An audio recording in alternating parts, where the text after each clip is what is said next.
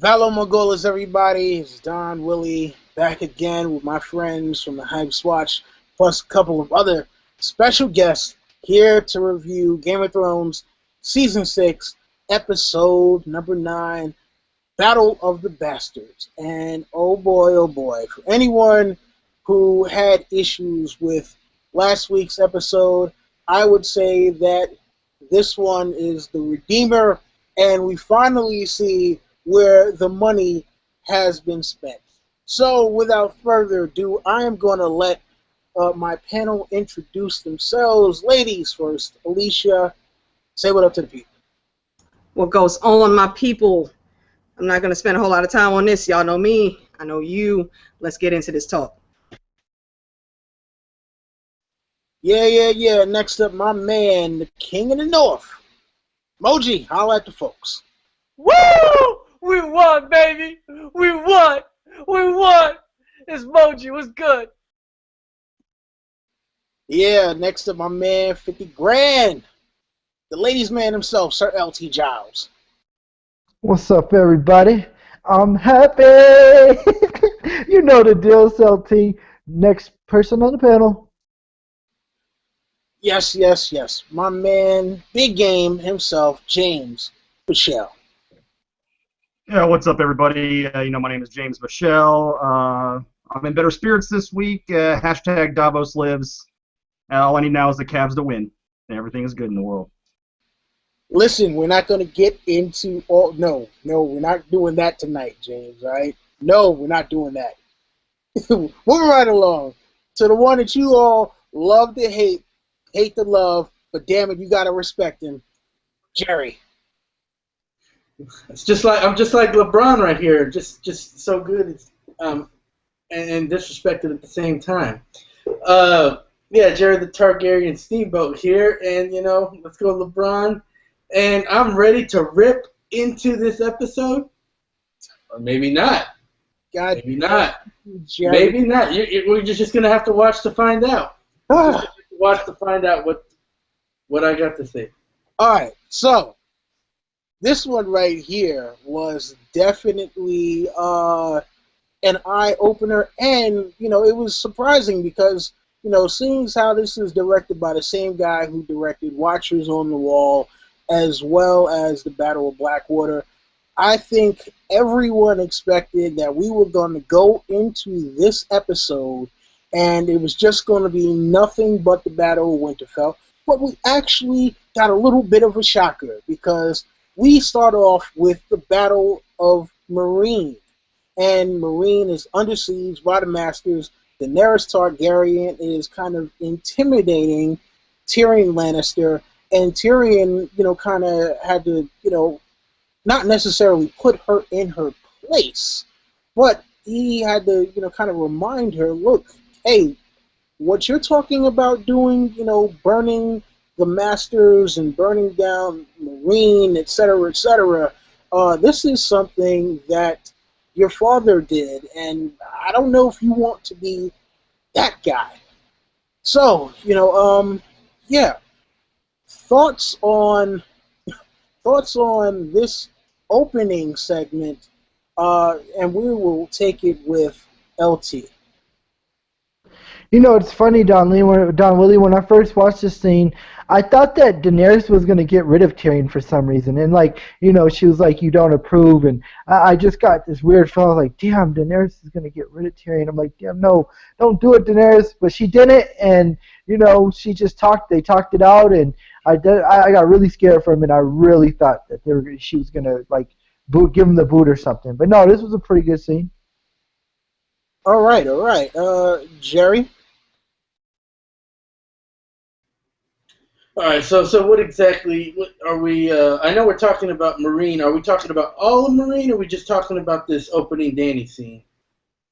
We're just talking about the opening before the ultimatum, before Dany goes on her rampage. All right, got it. So, yeah, I didn't really. This is one of the things I wasn't too fond of because I didn't like how they're making Daenerys look like kind of a total buffoon in this series, or in this sequence of exchange. And Dany was looking like, the total composed badass. I would have thought she was Randall Tarley the way she was commanding people out there. And then, Tyrion makes some good points, but we'll get into it. I think it went largely unfulfilling, the points he made. So. Interesting. Jerry, goddamn you. Alicia, you're up. I think Daenerys still had a bit of the, mom coming home from work and seeing all the screwing up that the kids did look on her face. But, she heard Tyrion's advice. Obviously, she was pissed, but she took his advice, she put it into action, and it worked out all for the better. So, I'm good with it. Cool. James? Yeah, I'll keep it short. It is what it is. It was fine. It wasn't the North, but it was fine. It is what it is. It was there. This particular scene, the other stuff in Meereen we'll get to, that was a little better, but this was just there for me. All right, cool. Moji.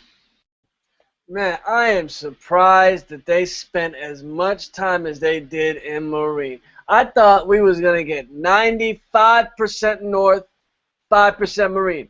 I feel like we had about 20% Meereen, ladies and gentlemen. We had a double scoop of Meereen tonight. There are some memorable scenes in here. I will talk about the major ones later, but man, I thought she was going to throw Tyrion in the dungeon in the beginning. Tyrion looked like he was scared for his life when she stepped in the room. She was sitting there questioning them, like, what the hell did you do to my city? I've been gone for a couple of weeks, and you done tore this place apart. So we'll get to the good pieces of Meereen later, but they spent a lot of time in Meereen, folks. Yeah, I thought this was kind of interesting to see, like, how they actually set this whole thing up with Tyrion kind of having to do a lot of backpedaling and trying to explain himself. It was like, all right, well, what in the world am I going to do to talk myself out of Daenerys, possibly burning me with Drogon right now? And he did make a lot of good points, and, they came to an agreement of sorts of how they were going to handle this. And we're going to get into that now, when they go out and meet the Masters. These treacherous bastards made a deal with Tyrion for how things were going to play out, and then as soon as they saw an opportunity to, unveil their treachery and see if they could possibly, see if they could possibly overthrow Daenerys and kick her out of Slaver's Bay, they did. And we saw the consequences of that. Daenerys was not playing games. She got the Dothraki screamers with her. She set ships afire. And, now there is one representative of the Masters who is left alive to go back and tell the tale. So, Alicia, your thoughts on... First, did we get LT's thoughts on the first scene? I don't remember LT. Oh, shit. Wait, LT, did you speak on that? Yeah, you did. You did. Oh. Yeah, you did. Yeah, I do believe that LT was actually the first one up. So, Alicia, your thoughts on this particular part with Daenerys going and doing her thing? I rather liked that whole sequence. The whole thing with Grey Worm, I think, with everything, that little conversation with the Masters, it was cool how Drogon flew in, was like, hey, what's up, Mom?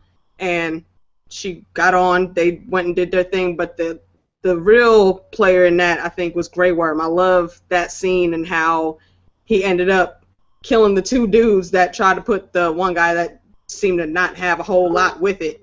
As they said, he really wasn't doing anything. He doesn't speak for them, but that ended up being the thing that saved his life. And I think when he goes back home and he does start telling those stories, he's going to put the fear of God in the rest of those Masters, and that shit's going to wrap up real quick. True indeed. True indeed. So next up, Jerry. Okay, so like I said, while Tyrion gave good advice, he did not give good advice. It wasn't like advice for here. Yeah, this is definitely a spot. These masters came in acting like their shit didn't smell and they were going to own everything. And they needed a little brute force. They needed a little mad king done onto them to, put them in line. And that's exactly what we had here. It was okay. It was, dragon burning down ships, the Thraki coming. Well, we didn't really get to see much of anything. We just assumed what all happened, but kind of what you expect. And I think it's going to show a lot of how Daenerys is going to go into Westeros. So this is the army she's going. This is how she's got the air. She got the air force. And then she's got the ground army right now. And we'll talk about her naval army in a minute. But yeah, this is pretty good. I do like that they spared the one guy, and I like how they went about choosing it. I thought that was a smart way. True indeed. True indeed. James, your thoughts on Daenerys and Dracarys? So is this essentially the rest of what happened in this first part of Meereen? Sorry, I stepped out. Okay. The battle part. Does this include the Harpy Rush or what happened with the Harpies? Yes. Okay. So yeah, this part was it was I enjoyed it for the most part. It did kind of squash Dario as the Harpy, and I think it's just gonna be no one is the Harpy. I don't even think Varys is the Harpy. I think it's just gonna be. It was what it was. It was the Slavers Alliance was funding the Sons of the Harpy. I think that's just how it's gonna be in the show. It is what it is. But the scene as a whole, it was fine. I enjoyed it. All right, Sir LT. Yeah, what I thought was very bold of the Masters is when they're offering Daenerys surrender terms, and it went pretty smooth until they threatened her babies. They're like, you're gonna have to destroy the dragons. Come on, you should have known better. Maybe you had a chance of her surrendering when you didn't threaten her children, but when you threaten her children, you done fucked up. You done fucked up, don't you? And then I can see where they put the money. They put a lot of money in the scene where she got on Drogon and the rest of the dragons came out. It was very beautifully shot, and it just makes me think of for people who haven't read The Dance with the Dragons or read the stories of the old Targaryens, it just made me think of that and how epic it would be one day if they ever do a Dance with the Dragons. I mean, it was badass, and I'm sorry, Sansa wasn't boss bitch in this episode. Dany was. Interesting. Moji, your thoughts on, Daenerys doing her thing and putting the Masters in their place? It was brilliant. That needed to happen. I love seeing Grey Worm win. Grey Worm put some respect on that name in that beginning. It was just straight up slicing throats. And James, Dario could still be the Harpy. The best way to deny that you're a Harpy is to kill Harpies. So I love that whole scene. It was just brilliant. True indeed. This is very awesome indeed. And in fact, I am going to do something which I don't normally do, especially since we're already in the middle of swinging things, but I will invite my girl, Christina the Sphinx, to join in. So hurry up and get the hell in here. No more messing up the flow of the show. No, really, I think we need to take a vote. Come to hell on, Sphinx. Yeah, but you know what? Until then, we will actually continue just a little bit, and we will get her thoughts on the next scene. And that is the meetup outside of Winterfell, the Parlay. This was the thing that definitely, you weren't sure how it was going to go down. It's a lot of shit talking back and forth between Ramsay and Jon, but at the end of it all, this is where you see the rubber start to meet the road in terms of who is really, about their business. And we saw that Ramsay was not playing any games. But since we do have, Christine the Sphinx joining us, introduce yourself to the people real quick, and then we will get your thoughts on the opening before we go on to Ramsay and Jon's meetup. I'm sorry for harassing you guys. I apologize for that, but I get emotional and I message people and I'm like, hey, oh my god, I want to talk about it, and I'm a spaz. I am a spaz. I spazzed out a little bit tonight because this was some epic stuff. But I'm Christina the Sphinx and I'm lame as hell. But I love Game of Thrones and A Song of Ice and Fire, and I like to talk about it. And tonight was just too much. Oh my god. I don't know what you guys have already talked about, but for real, oh my god. Well, so far we've only done the opening, so I'm going to give you a chance to talk about the opening scene with Daenerys, Tyrion, the Masters, and that whole sequence there. That was really fun. It was really fun for me because Danny's like, dude, what have you done? And he's like, well, I tried this and I tried that and this happened, and I liked it. I liked the whole, answer for what you've done. And I'm fresh off. I've only watched it one time. And I don't normally do any reviews or anything until I've watched it at least twice. Because the first time I've normally had some wine. So I miss things. Or I think I saw things that I didn't see. Or I didn't see things that were there. But for this, let me just ask you, are we going scene by scene? Because I'm ready to jump into the Ironborn people showing up in Meereen. So do I have to wait for that? Yeah. No jumping ahead, Sphinx. Okay, I'm good then. All right, now back to our regularly scheduled program. So Jon and Ramsay have the parlay. Ramsay throwing around the word bastard like it's going out of style, like he wasn't a bastard a year ago. And we see him basically look, I'm the man. I own all of this. Kneel, give me back my wife. I'll let you have your little brother, maybe. I won't kill your bloody wildlings. And, you guys can go and fuck off. And that's what it's going to be. And this was interesting because we see Jon trying to play his mental games with Ramsay and not necessarily understanding who Ramsay is or what he's about. And so I thought that was actually very, very awesome. And I mean, when Sansa rode off, pissed off at the whole situation, I was like, ooh, okay, this is about to be something. So, Jerry, your thoughts on the Jon and Ramsay parlay? I mean, I don't even really remember too much of the. I mean, I remember him asking one-on-one fight. He made a point to where if Ramsay doesn't fight now, his men are going to see. Well, he's not trying to spare their lives, which sounded good at the time, but it never really came into play, so it didn't really matter. I don't really remember anything else really going on in the parlay other than just a bunch of angry looks at each other and Ramsay just looking all smug and talking shit, saying, I can't wait to get you back in the bed, Sansa, which was, building up. It was good but predictable build up for the villain. And yeah, I mean, we're just talking about the parlay part, right? Not the tactics afterwards.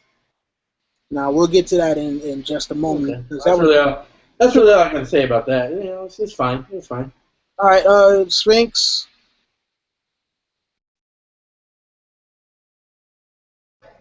In regards to the parlay, and I feel like Jerry, I'm having a hard time.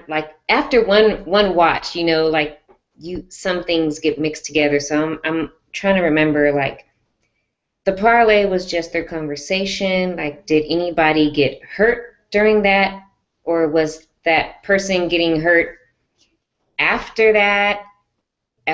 No, the parlay was the start of the war, right? It popped it off, right? That was the back and forth where they decided, like, we are actually going to do battle. That was where Jon actually said, hey, you know what? Let's do this one-on-one, trial by combat style, man-to-man. And, Ramsay. Do you like games? Let's play a game. No, that was, you're jumping, that's way before. No? No. We're still at the beginning of the episode, practically. Sorry. I'm all action, man. I'm two-turn, like... Listen, we're trying to build for the folks. We want to build.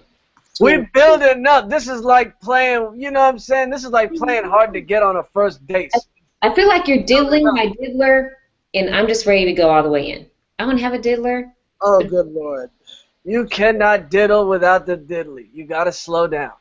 Okay, yeah, Moji, you're up. What the fuck are we talking about? I have no idea. Well, stop talking. Okay, so we're on to which team now exactly?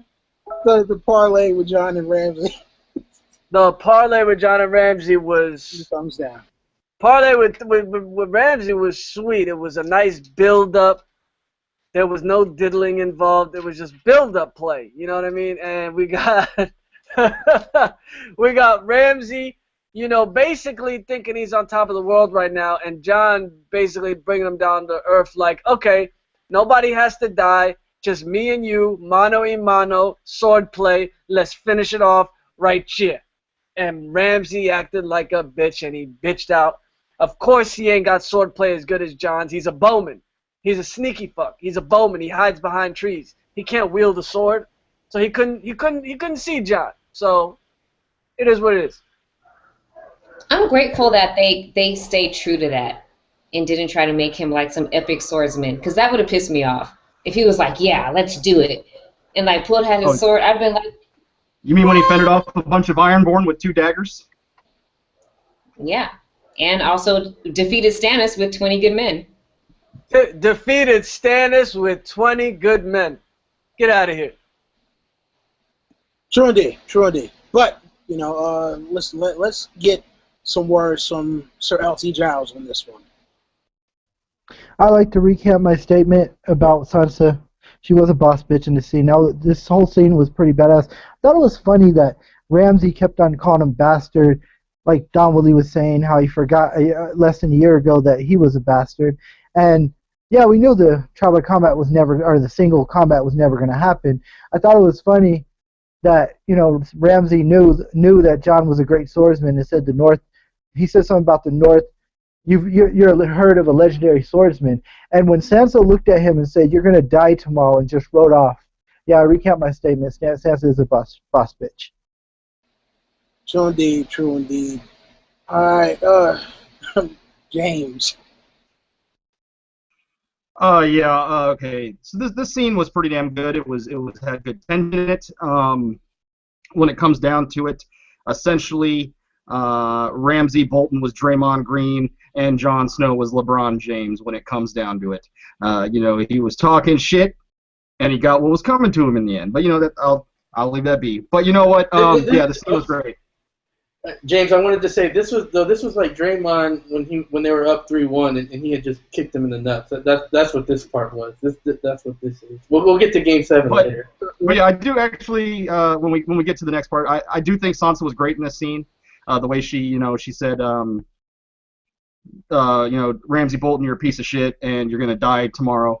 So that was great. I do have some issues with what happened in the next scene, but yeah, we'll get to there then. Sansa was a boss-ass bitch throughout this whole episode. Oh, no, I definitely think she was a boss-ass bitch. I think she was great. I think she was awesome. I have a few issues with her, but we'll talk about that later. Just one thing, just one little thing. I think for the most part she was a badass bitch. Yeah, I feel you. Okay. I do got something I want to say about this bastard stuff. I think it makes me think that. Yeah, I don't think he wrote the pink. I mean, he obviously wrote it in the show, And I think just the show writers are taking that on face value. I don't think he wrote it. It was Littlefinger. I'm telling y'all, it was Littlefinger in the show. No, in the show, he said bastard. Stay on topic. Stay on topic. And James and Jerry, if you mention the game one more time, we're sending you to the wall. Yeah. No, but back to the bastard stuff. No. Back to the bastard stuff. I think that confirms that Ramsay wrote it, because of how many times he said bastard here and how many times he said in the letter. I think it confirms that he wrote the letter in the show. Okay, Kingston, please get us back on track. Finally, this episode and this part. Sansa, boss ass bitch. Yes, I completely agree. Finally, that real Stark fucking came out, and I've been waiting the whole damn season. The whole bloody season, and it finally happened, and I appreciate the payoff. I still am mad about all the cock teasing that we got all the way to this point, but I'm happy that we are now here, and we are actually seeing this woman, and yes, woman, she is not a girl anymore. We are finally seeing this woman step into her own, and I expect things to get better. That parlay, I think, Jon could have played a little better role, but it went the way it was supposed to go, Ramsay was never going to take that deal. Jon knew that, so awesome. Let's roll on. Cool. So, next up we get, conversation with Sansa and Jon, where they're basically talking about how this was just one of those things where Jon was underestimating Ramsay and the absolute just crazy fucker that he is. And Sansa is up there trying to let him know, like, yo, you cannot treat him like he's just some guy, because he's not just some guy. And, the one thing that kind of struck me about this is when Jon was trying to tell Sansa, look, we went to each and every single house in the north and pleaded with them for help, and none of them ever, we got what we got. She never actually mentioned the Vale army whatsoever, and I was, I wasn't shocked by it, because, we needed Vale Ex Machina to happen, but it was one of those things where I think that it could possibly draw a wedge between them at a later date. But you know what, James? Your thoughts on this particular scene and just their back and forth? Yeah. Well, it's hiking through. Steph brought up a good point about that Sansa didn't actually completely know that the Vale accepted her terms. So I kind of recant what I was going to say. I was going to say that I still thought that Sansa should have told Jon by this point that the Vale Knights were coming, but she didn't completely know. But I do think if she could have told Jon, hey, I've had communication with the Vale. Perhaps we should wait around just to make sure, to see if they're coming, see if we get word. That way we can plan, we can have a better plan with all these knights in tow. But, I'm not going to go as hard I was going to, because she didn't completely know if they were coming. But, I do potentially think she could have potentially convinced him to maybe wait on the attack. But I'm not going as hard as I was going to. She tried to convince him to wait. But she didn't tell him that she didn't tell him that she sent a letter to the Vale. That's all she had to say. It was, I sent a letter to the Vale. Let's wait. And she never did in private throughout the whole series. She still never told him about that. I don't think that would have mattered to him, though. I think he still would have been like... bullshit, that wouldn't have mattered. Huh? I think it would have mattered. I think it would have mattered potentially. But we'll never know, because it didn't happen, and they won in the end anyway. But I'm just saying that I think that she could have sent the letter. That's all I'm saying. Or not sent the letter, but could have told Jon that she did send a letter. So, I would have made a lot at least, that would have made a lot of sense, at least for her to say, look, we might have an extra force, maybe. But apparently, Christina. I'm sorry. I stepped away for a minute, and Sansa was happening, so I just came back. But even if Sansa told Jon about the Knights of the Vale, it seemed like Jon wasn't waiting for other troops. Like he was like, we have to go. Like we have to go now. So even if she told him, do you guys really think like he would have said, okay, let's just, he had a sense of urgency, like some random sense of urgency that really didn't make too much sense. Well, it wasn't random. It was to save their brother. Yeah. But what's this? And Preston Jacobs like nailed it. He was like, okay, so is he more dead on Friday than he is on Monday? You know, like. I mean, So they were trying to save Rickon if possible. You know, Jon, not knowing how sadistic Ramsay is, wasn't thinking that, okay, look, you got a hostage, and I'm just going to, you know, I'm going to kill him the first chance that I get. But, you know, Sansa's like, oh, no, we're not getting Rickon back. Ramsay is going to kill him. And so I think he was just like, look, you know what? Any way that I can stop that from happening, I am going to try. You know, he had some pretty sound tactics, but unfortunately those tactics didn't, didn't particularly pan out. And if Sansa would have just said, hey, look, if we can draw Ramsay away for a little while we at least try to wait for the Vale forces, that could have bought them some time and not got, you know, so much of their army slaughtered like that. She did give him good advice. She said, don't do what he thinks you'll do. So yeah, if but you lose your brother in front of you, don't charge randomly, like out of nowhere. Like, but Jon didn't know that this dude Ramsay is capable of that low level of evilness, that I will send your brother running to your arms and kill him right before he gets to you. White Walkers and Ramsay Snow are two different things, right? So Jon's like, I fought whites, you know, I'm epic and I can handle this. But the White Walkers and the others aren't like sadistic, and they don't do things like to mess with your head, you know, they just kill or leave people alive at will. And Ramsay will take your only living true-born brother that you know of, who is the Lord of Winterfell, and kill him in your face. God, and it was so drug out. I knew he was gonna die, but for a second, at the very last second, I thought, well, spring twist. Maybe he'll make it. Christina. Huh? We're not talking about Rickon. Yeah, you know, we're trying to keep it to the scenes as they actually are right now. We'll get to Rickon, okay? No jumping ahead. And no monopolizing the conversation either. We got like 7 people on the panel. Everybody needs a chance to speak. And next up will be Alicia.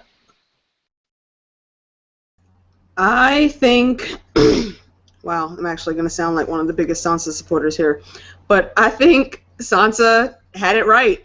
I mean, and y'all know me. I've been saying, Sansa, you fucking dumb, since season 1. But she had it right. You know, everything she said to Jon, you know, do not do what he wants you to do. Do not play into his hands. Know and realize that Rickon is the bigger threat to him. He is not going to let Rickon live. Yes, we want to save our brother, but that may not happen. You have to go into it knowing that that boy may die. You have to plan for that. You cannot hold on to that little bit of hope. But then again, she still should have told him about the Vale. She had ample opportunity there, and that would have been a great moment to say they are most likely on the way. I mean, come on, it's Littlefinger. We knew he was going to be on the way. So she could have done that. But outside of that, you know, for 90% of that whole conversation, Sansa had it right. And Jon should have listened. Yeah, that was true. You know, definitely. Jon should have listened, but also her not divulging the fact that there could be another army on the way, big hindrance to the movement. But Moji, your thoughts on this one? This right here was like the pinnacle of Sansa's like learning. She basically had to break it down to Jon like Rickon's a gunner. Don't think about him. Focus at the task at hand.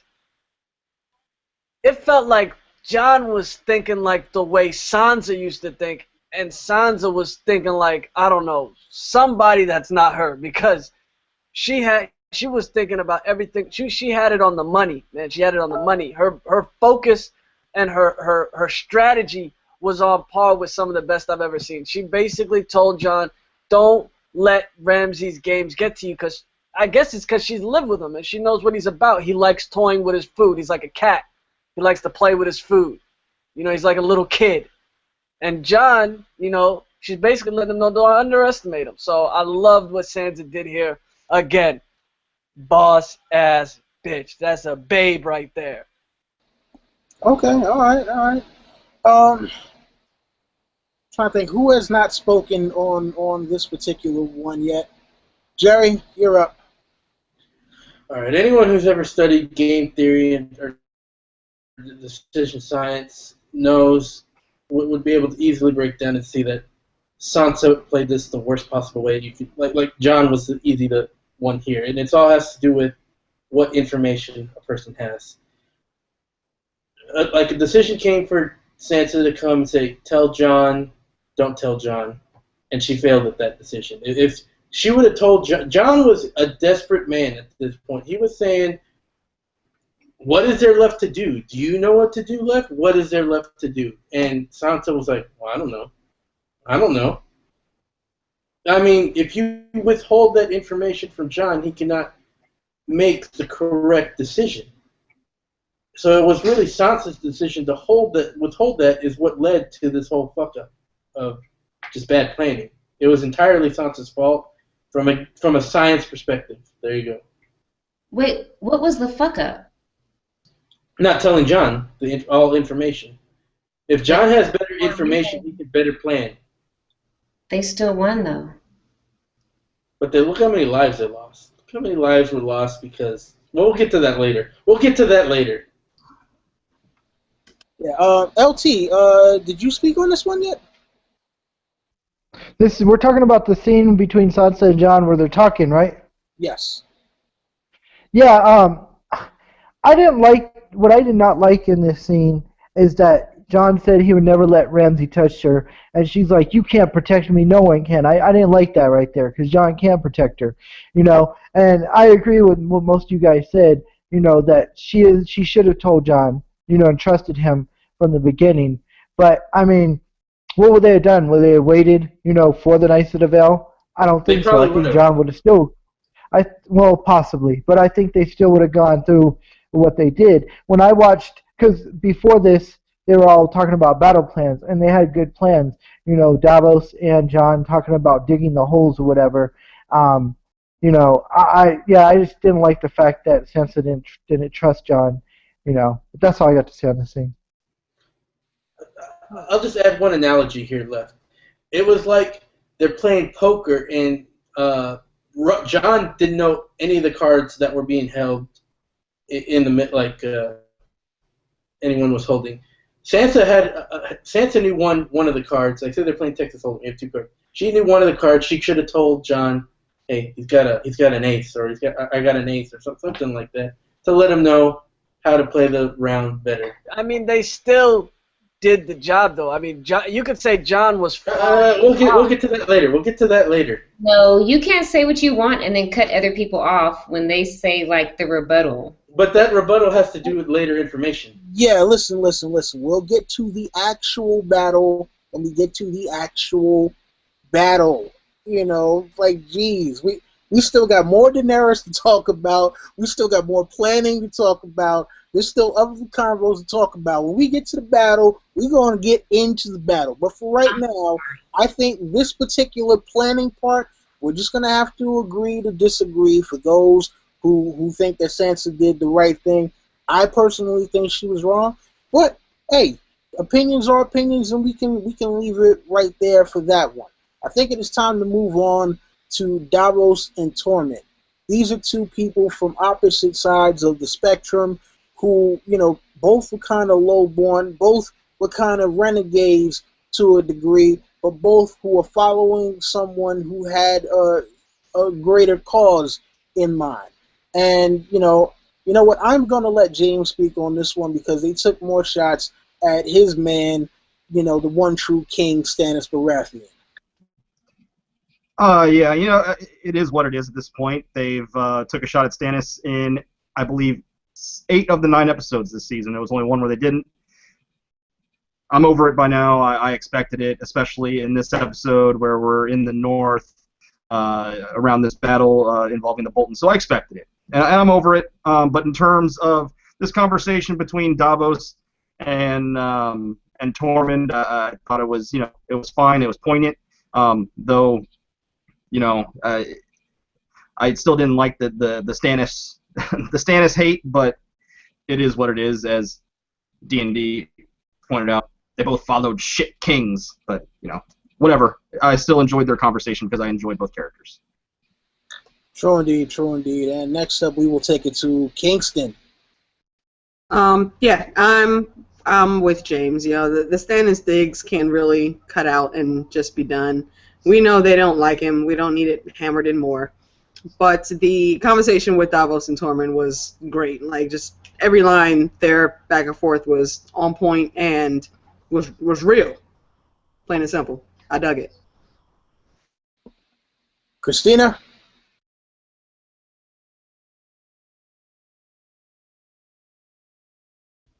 Sorry. Yeah, I have more for later, so I don't want to spoil things and move too far ahead. So I'll just hold it in, and we'll discuss. It's coming. Okay, Jerry. Yeah, I mean, what's up with one? I gotta give tip the hat to actually earlier where they actually gave Stannis credit for knocking down all those wildlings, but then they can't help themselves. They can't. Like when he was talking about what mounted horses did, what Stannis' mounted horses did to the wildlings. I gotta give him credit for being a little positive about Stannis, but they couldn't help themselves. They had to go shit on him once again, talk about how evil he is, how he's got demons in him, and all kinds of nonsense. I'm like, come on. Obligatory Stannis hate 101. That's all I gotta say. Okay. To be fair, it was his own boy talking about that, Oh, no. Yeah, it was his own boy who was written by Stannis haters that was talking about that. All right, Moji. I don't know what the hell the point was of jabbing at Stannis again. I mean, let a laying dog lie. I mean, the man is dead for like 5 episodes now, maybe more. And they still beating the dead dog. And then I really thought Tormund was dying after this dialogue. Because usually they build up character dialogue, character backstory, shit like they were doing with Davos and Tormund in this scene when someone's gonna die. Me and my brother were watching this scene at this part of the episode, and we both were like, Tormund's dead. Just from that scene. Because of the way they're talking. So, I mean, it is what it is. It was a nice little backstory scene, them talking about whatever the hell they were talking about. Both Tormund following Mance Rayder and Davos following Stannis. I mean, it's cool. All right. Sir L. Sphinx, can we let Sir LT talk? Yeah. I just have a question, but I'm sorry. So much. I'm sorry. Sphinx, say your piece.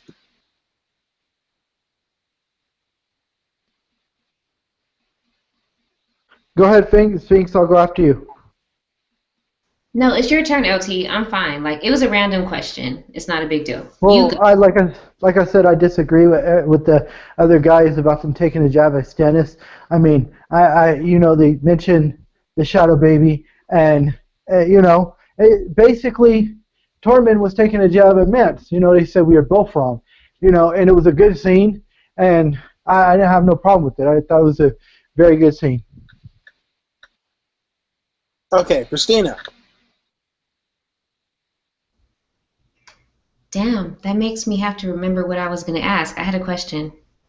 It'll come back to me. I'll bring it up later. It has something to do with Davos and Mel, but I have to. It'll come back to me, and then I'll bring it back up. Sorry, guys. It lasts that long. All right. So yeah, next up is the scene with Jon and Melisandre, where Jon is basically like, "Hey, you know what? Look, if I die, don't bring me back." And Melisandre is like, "Look, you know what? It's really not up to me. You know, it's the Lord of Light." And it seems like even though she did bring him back, she still kind of has her doubts about this entire thing. You know, I mean, later on we see that maybe her doubts were alleviated, but in this particular scene, it really looked like as though she was still doubting herself, even though she actually prayed for something and it happened the way that it was supposed to. So, yeah, you know what? Moji, your thoughts on this one? Okay, what exact part of the scene is it so I don't skip up? It's the talk with Jon and Melisandre. It's the only one they had. Yeah, so this right here to me was kind of interesting. When we were watching the preview and you got this scene, you didn't get the full context of this scene. Because afterwards, it seemed like Jon, once he told her, "Don't bring me back," and she said, I have to bring you back. I don't think we got that in the preview, if I'm not mistaken. She didn't say that. And she basically explained to him, you're Azor Ahai, you're the prince that I was promised. The Lord of Light has a job for you. So if you die, I'm bringing you back whether you like it or not. And then Jon basically accepted it. He basically accepted that if I die, I'm coming back. So this dude's mindset going into battle is completely different than everybody else. He's basically got a Trump get-out-of-jail-free card. So that shit was dope. Okay, all right. Christina? So just consider what Moji just said, his mindset after that, and then seeing his little brother get killed. Oh, damn. Am I jumping ahead? Okay. No, you're not jumping ahead. I mean, at least I don't think you've jumped ahead yet. I just want to talk about, like, Jon's mindset. Like what Moji just said, like, he came back from the dead and how he felt and what he told Mel. And then he sees his, like, little baby brother get killed, like, right in front of him. He sees all these horrible things happening while they're in the battle. He almost dies himself. Like, he has to crawl himself. Now I'm going ahead because he has to crawl himself out of a tunnel of bodies. Damn it. I'll try to rein myself back in on certain scenes. But it's all just... Basically, you can get out everything you want to say when we get to the part when Jon's in the suffocation situation. Yeah, I'm just going to wait to the end. Just don't call on me till the end. That's No, come on. I have a hard time breaking up scenes. Christine, all you gotta do is talk about Melisandre and Jon. That's it. It's not as easy as that. It all links together. LT, I would like for you to talk about Melisandre and Jon. I just want to say that Melisandre was purty in this scene, and I did like how she she made him accept. You're important. You don't like whether you like it or not. You're going to be resurrected. The Lord of Light has chosen you, and yeah, just like Moji said, Jon accepted, and the son. True indeed. Yeah, this was a short scene, but I still think it was very important just to establish, the rules of how those two will engage each other going forward. Even with battle against the White Walkers. But Kingston, your thoughts? My first thought when the scene initially started, I was like, okay, here goes emo Jon again. But aside from that, I mean, there really wasn't a whole lot that truly went on there. I mean, like I said, he doesn't want to be resurrected, and I don't fault him for that. He knows what's on the other side. He doesn't want to experience that again. More importantly, I think he doesn't want to come back knowing again that there's nothing there. Like if he wouldn't have been brought back the first time, he wouldn't have known that he was in that nothingness, and he's afraid of that, and I think that's why he's been so emo. So I get his mindset right there, but like Mel said, he's chosen. You have a higher purpose than just these little feudal battles between houses right now. There's more shit, and what's coming from north of the wall. So you can say that, and I respect it, but I still need to do what the Lord of Light is telling me to do. So we'll see how that goes. Indeed we will. James. Oh, yeah, I enjoyed the conversation between the two, particularly the line of, do you have any advice? Yeah, don't lose. I thought that was a pretty good line there. Yeah, it is what it is. Jon, he tells her, don't bring me back. And in Divine, she said, I'm going to anyway. So it would have been, I thought that was kind of a precursor of things to come. Didn't happen, but I think it's showing, I don't know, potential, like, I think there might be some decisions to make in next episode, and I think it's maybe someone like, she's going to do what she's going to do regardless of what anyone says for the Lord of Light. So yeah, I enjoyed the scene. Jerry. Well, this is just another example of how desperate Jon was. He was going to whoever and wherever he could find help, where he could find advice. He wanted someone to tell him something new that would give him another edge on the battle. I'm surprised she didn't mention anything, like she didn't offer any of her black magic, or shadow magic. Surprised she didn't offer any kind of shadow babies, or offer to say maybe we need to burn a few folks or something, because you would think she would be drinking the Kool-Aid now that she resurrected Jon. She'd be like, we got to do we got to win this battle. But whatever. It was a pretty good scene. It was a pretty good scene overall. Still, showed Jon in his how desperate he is. It showed how important he is, and we got to check in on Melisandre just to let us know she's still alive, still around. True indeed. True indeed. So we got next up Davos, and LT, you got something? Yeah, Jerry reminded me. I'm like, you think you're Melisandre because the first time she offered Jon, to make a shadow baby, he turned her down, and you think in his being desperate, she would offer that again, and maybe he would have said yes. But hey, she didn't do it. Imagine if she would have had like if she would have done a shadow baby, she could have just birthed it on the field, and that shadow baby could have when we'll get to it later. No, we'll get to it now. When Ram was doing his thing, instead of doing his thing that we know we're going to talk about later, would have been helpful. Would have been very helpful. But something that won't be helpful to Mel. Davos.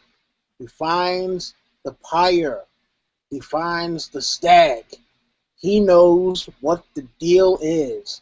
And oh boy, there is going to be a reckoning. There's going to be a reckoning. There has to be. So, oh man. Jerry, your thoughts on this one? Well, he had his Agent Kuyan moment from The Usual Suspects, where he's like, it all just comes to him and he figures out what exactly happened. And, props to Davos for, keeping it in and keeping it cool, and not letting it affect the battle. That's what you call A+ concentration, and that's really all I have to say about Davos, the real MVP. Yeah, Davos, keeping it trail, making sure he gets the job done before he has to really get the job done.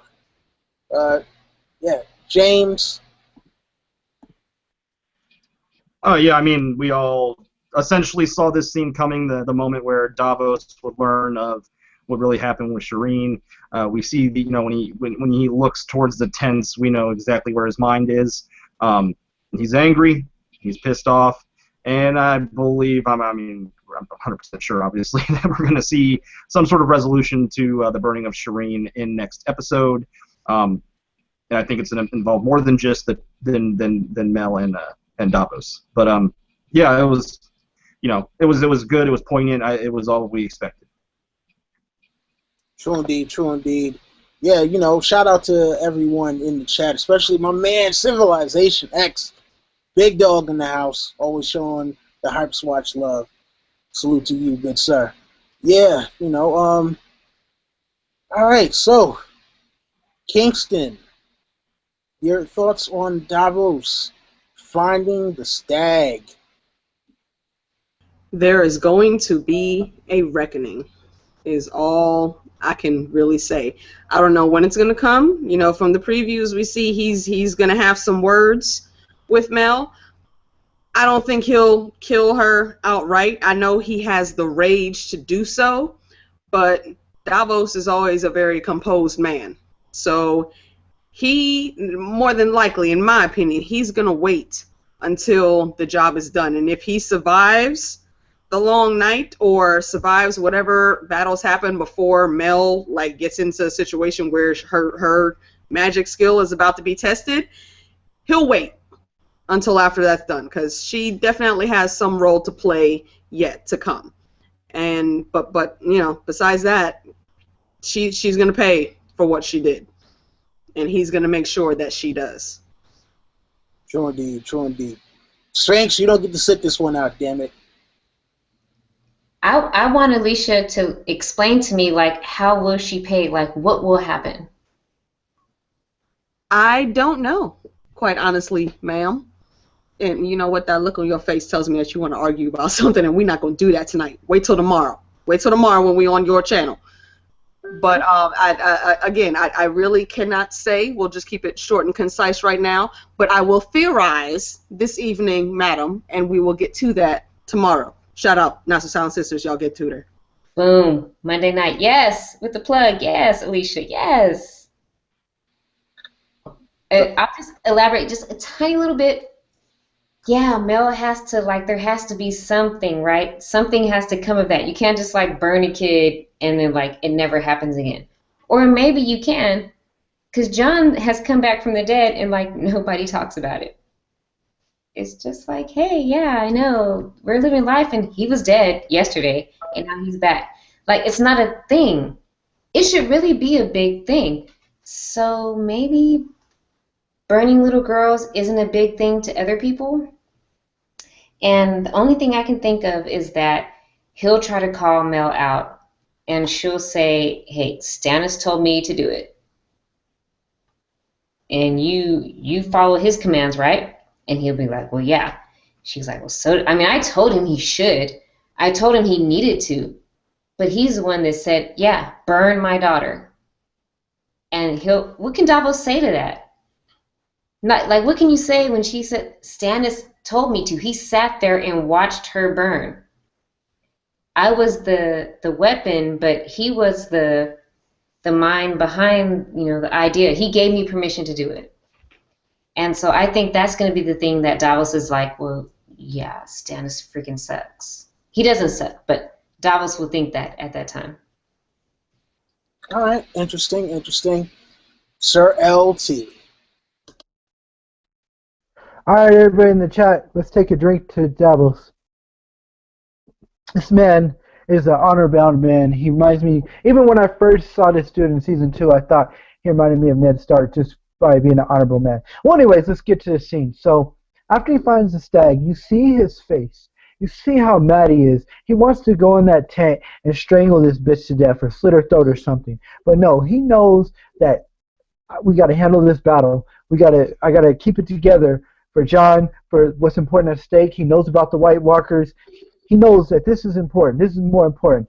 But he knows that she's going to get hers in the end. So shout out to Davos, and everybody take a drink for Davos. It's funny. Unfortunately, usually I have a drink, and I don't have a drink tonight, man. Damn it!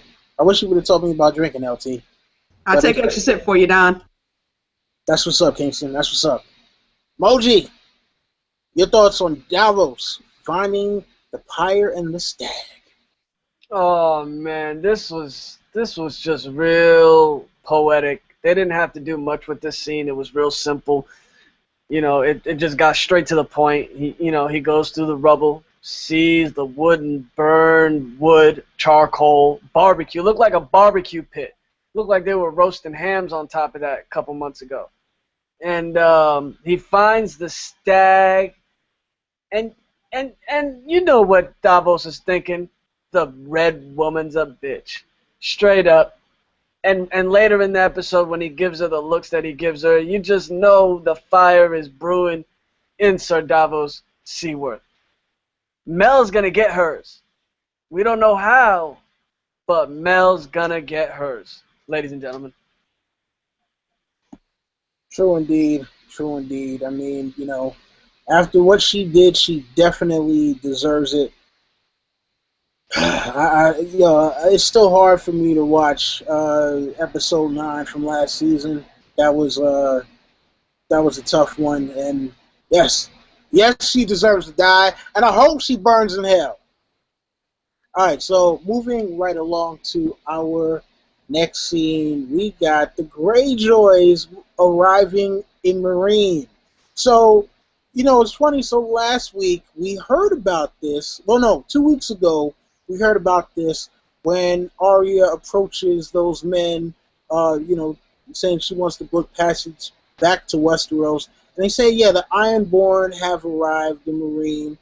And so I guess this is a little bit of the kind of timey-wimey stuff that they do here and there. So these guys are actually there. You got Theon, you got Yara. They're trying to negotiate with Daenerys. And Daenerys comes through like a boss and tell them, hey, look, you know what? Cool. You want something from me? I want something out of you. You want your Iron Islands? All right, fine. Then you got to respect the rest of the 7 kingdoms. No more you looting. No more you weaving. And Yara seems up to like, but that's our whole way of life. Hey, listen, you want these dragons to come and burn your uncle or not? You're like, okay, you know, I guess we shake on the deal. So, yeah, I thought this was a pretty cool scene. And yeah, Sphinx, you're up because I know you. Yeah, you got something to say about this. I have to, because what about the sexual tension between Daenerys and Yara? Like, bam, out of nowhere.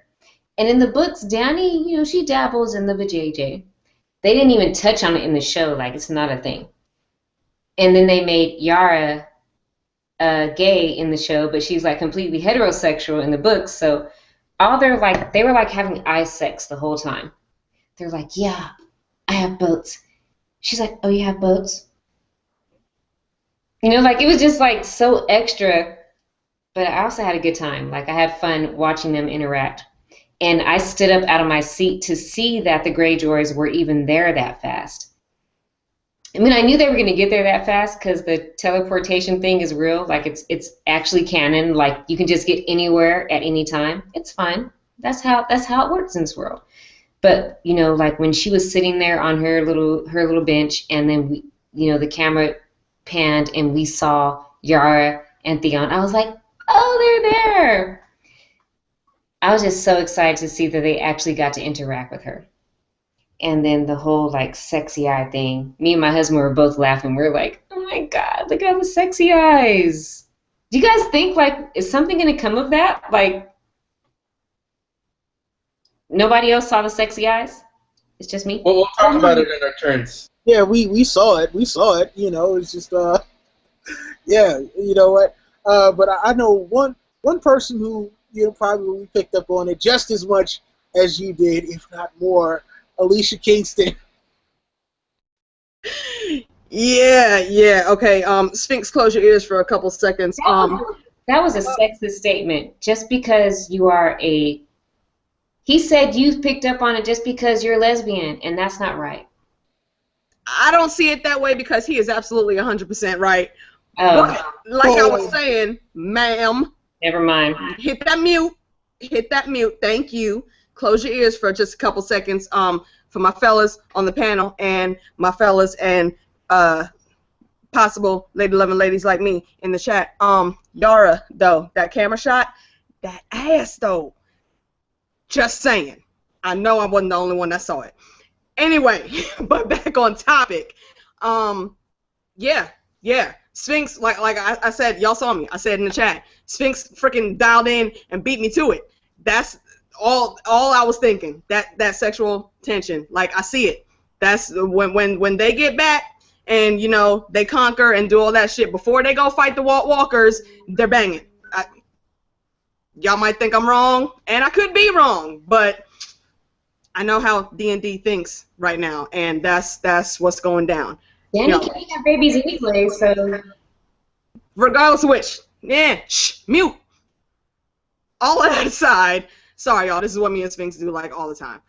All of that aside, that was a great scene. I really thought it was. Tyrion came in exactly how I expected him to do with Theon, and Theon deserved to hear everything that Tyrion put to him, because Theon was a little bitch when they were back at Winterfell, acting all cocky and shit, and he got his comeuppance, and he needed to get that. That's just what it was. And going with the back and forth with Dany and with Yara, I've always said Yara's the only damn Greyjoy that I think is worth a damn of anything. She knows it, like she said, that's their way of life, but she knows that they can find another way. So that it wasn't just that she was being a punk and saying, okay, I'm gonna acquiesce to what Daenerys is saying, and then maybe later I'll come back. No, I think she is fully committed. She is going to stand by her word and deal that they're making. And when they get back, the Iron Islands is going to be a different place. And whoever doesn't want to get into, what Yara's trying to spit, then they're just going to get handled. And a new day will form. That's it. Great bloody scene. And yeah, they're totally going to bang.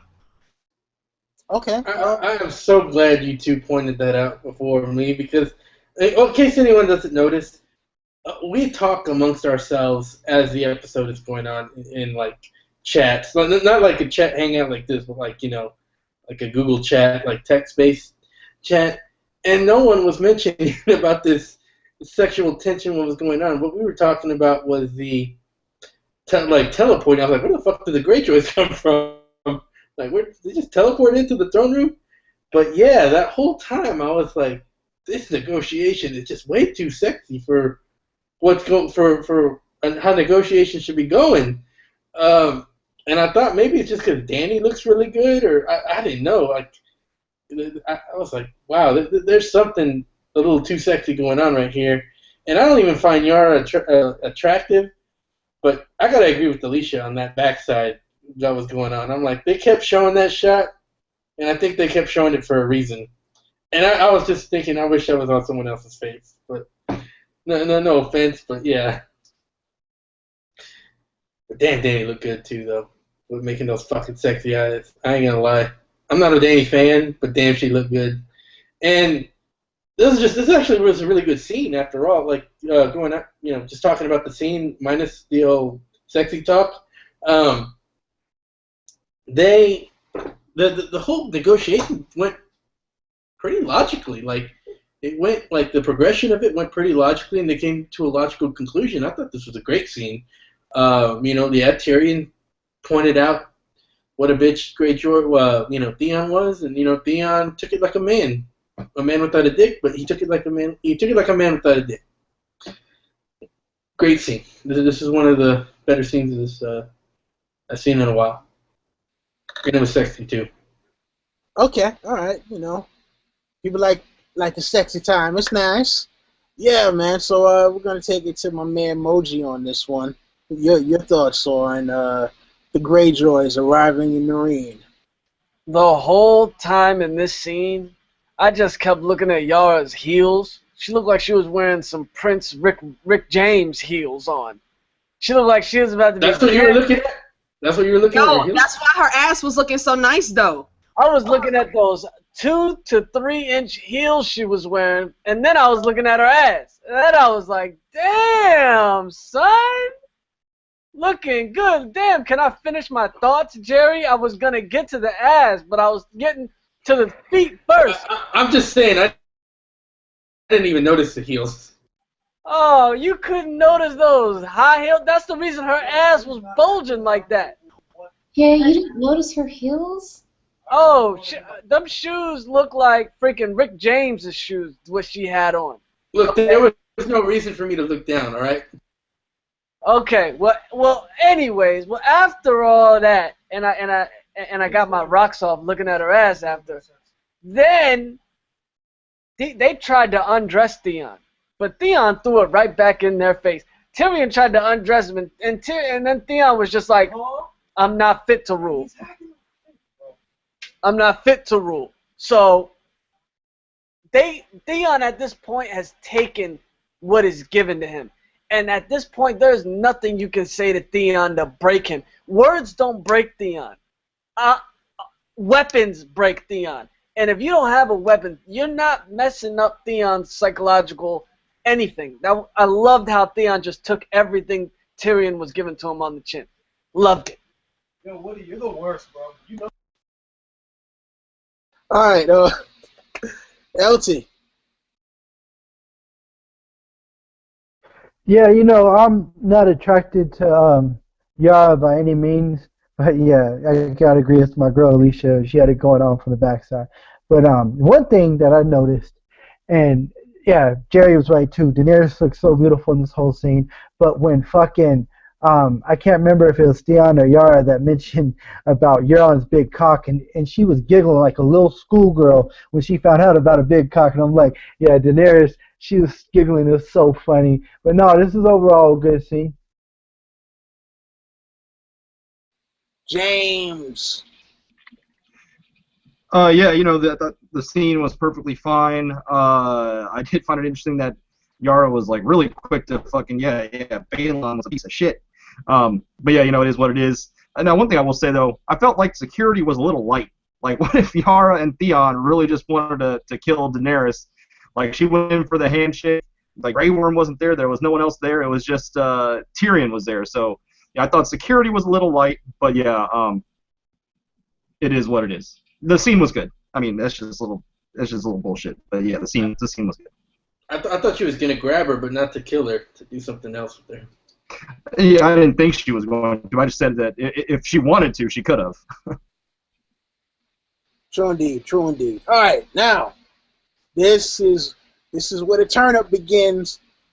So we begin the final volley of the episode.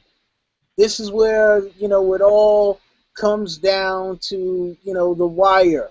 So we have the two armies assembled right outside of Winterfell. They got the killing field in between.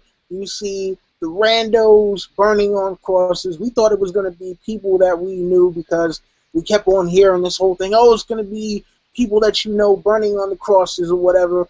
And no, it's randos, absolute randos. But we get Rickon bringing out, Ramsay bringing out Rickon and saying, hey, you like games, little man? Okay, well, go run to your brother and try to dodge these arrows. Apparently, Rickon has not seen Prometheus and decided that running in a straight line would be the best option for him. And, when Jon goes and tries to save him, unfortunately, he is shot through the back with an arrow, and Jon decides, you know what, fuck this, Ramsay, you must pay now. He hits him with the Hulk Hogan, yeah, man. So, and this is the thing that set it all off. So, before we get to the battle, thoughts on the death of Rickon, and you know what? I want to let my man Moji touch on this one first. Okay, are we at the games part? The games, little man? Oh man. I cannot wait to see the internet tomorrow on this one.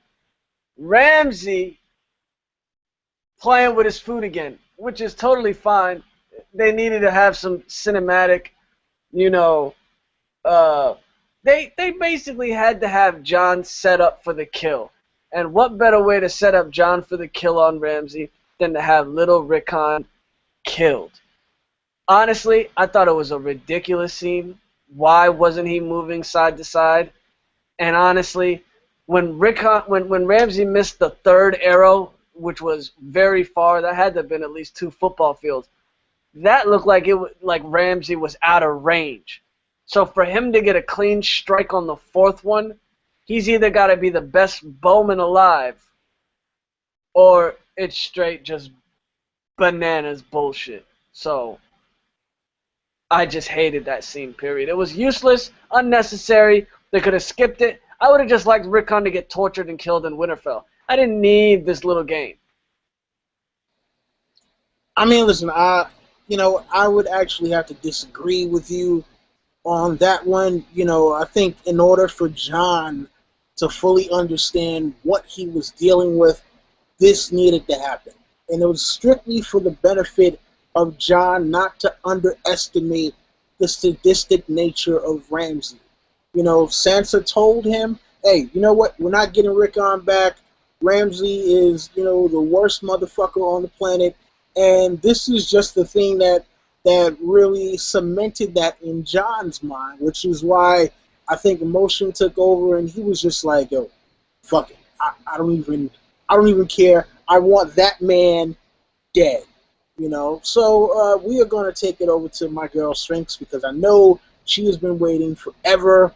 So yeah, your thoughts on the death of young Rickon Stark.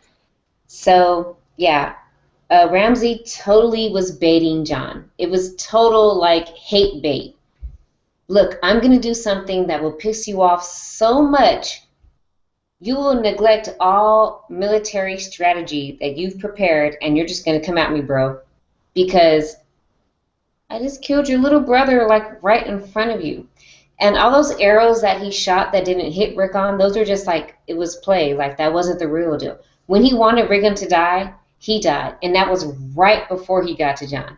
Literally, there was another arrow that kind of, if I remember correctly, one struck, really close, and I was like, oh, he's actually going to get to Jon. Because I knew Rickon was going to die. And I felt like he was going to die like this. So then when that arrow didn't kill him and he was just this close to Jon, I was like, oh, okay, I guess I was wrong. So Rickon's going to make it. And then, no. Arrow through the heart. And Ramsay's like, mwah, ha, ha, ha, ha. And Jon's like, shake fist, demon, enemy. And I was like, it's on. You're so going to die, Ramsay. You're so going to die. Okay. All right. Hey, Don, I'm sorry. I got to add one last point on my ish. My bad. But to all the people in the chat, the other thing why this scene doesn't work for me is that Rickon was gone for 2 seasons, maybe 3. Correct me if I'm wrong. They brought him back just to kill him. If you're going to kill him, please do it in a way that I would care more about Rickon. He had been gone just to be brought back to be killed. I don't get it. Do you think the way he died tonight was not, something to hit you in the feels? It hit me in no feels whatsoever because I knew he was dying for 4 or 5 episodes. They should have done something completely different with Rickon. I knew he was dying too, but it was really sad. He's run. And then shot him. That didn't hit you? You're heartless. You're heartless. None. Rickon hadn't been around for 2 seasons for me to care about him, guys. And I guarantee you a lot of people will agree with me. Tomorrow morning, watch all the articles about that scene. It's going to be people telling you that they don't care about Rickon. So why should Jon? The only reason Jon cares about him is because he's his brother, and we get it.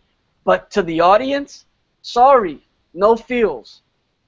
He's the Lord of Winterfell. And Don, I'm not going in. I'm sorry, Don Lee, for real. I'm just going to say this. He actually is kind of important because he's the Lord of Winterfell, technically. And anybody in the chat, if you feel like it hit you in the feels when they killed off Rickon, just hashtag, Stark lives matter. They do matter.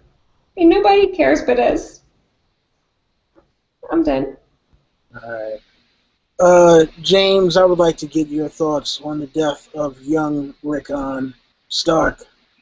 Yeah, I mean it sucked. But I do. I mean, I do tend to agree with Moji a little bit. Like, it sucked, but we all kind of saw it was coming, and to me, it just didn't have that. Like, I didn't really have an emotional connection to Rickon. But yeah, I didn't want to see him die. I definitely didn't want to see it. But yeah, I do agree. The whole, but we're nitpicking. To me, the second I saw him, Ramsay bring out Rickon, and he was shooting arrows at him, I knew that at the last second that that arrow was going through his heart, and that it was going to be over for Rickon. But yeah, like, I didn't feel anything necessarily, but I didn't want to see him die either. So yeah, it is what it is. For me, the greatness of this episode picks up right after this scene. Everything after this scene was 110. All right. Cool. Alicia. Let's see. Well, the first thing I guess I want to call back, they brought Osha back and killed her off like nothing. And we already knew from the few scenes that we'd seen before that Osha was badass. She has been raising this young, wild, savage-acting Stark boy for how many seasons now off screen? You would think that he would have got some type of training. I expected, as soon as Ramsay said run, I expected that wildling training to kick in, and I was gonna get a call back to the scene in Apocalypto where they told those two guys to start running, and they immediately zigzagged in and out. They couldn't hit them because they weren't in a linear, in a straight line. I don't understand what the hell this boy was thinking. And Osha, what the hell was your damn job if you didn't try to prepare this young man for anything, Tonks? We expected better from you. So, fail, Tonks. I love you, but no, fail. Rickon, I expected him to die. I knew it was coming, but still, there was that, he's a Stark. There was that one little iota of hope that maybe, even though Shaggy Dog is dead, that he would survive.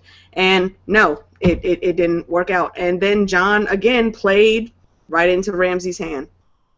Running out there, off-filter, he let his emotions run through him. I mean, and like I said earlier, he should have paid attention to what Sansa was saying.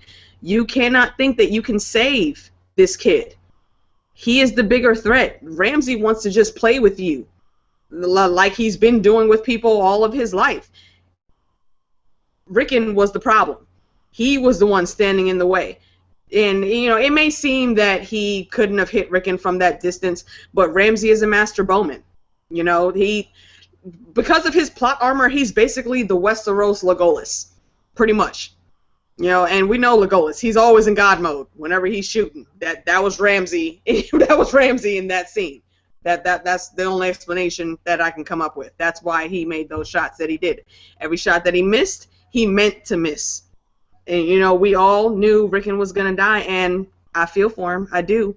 But, again, Jon should have known better. It shouldn't have been as weird as a start to that battle. I don't know. Jon seemed so surprised that everybody was coming up behind him.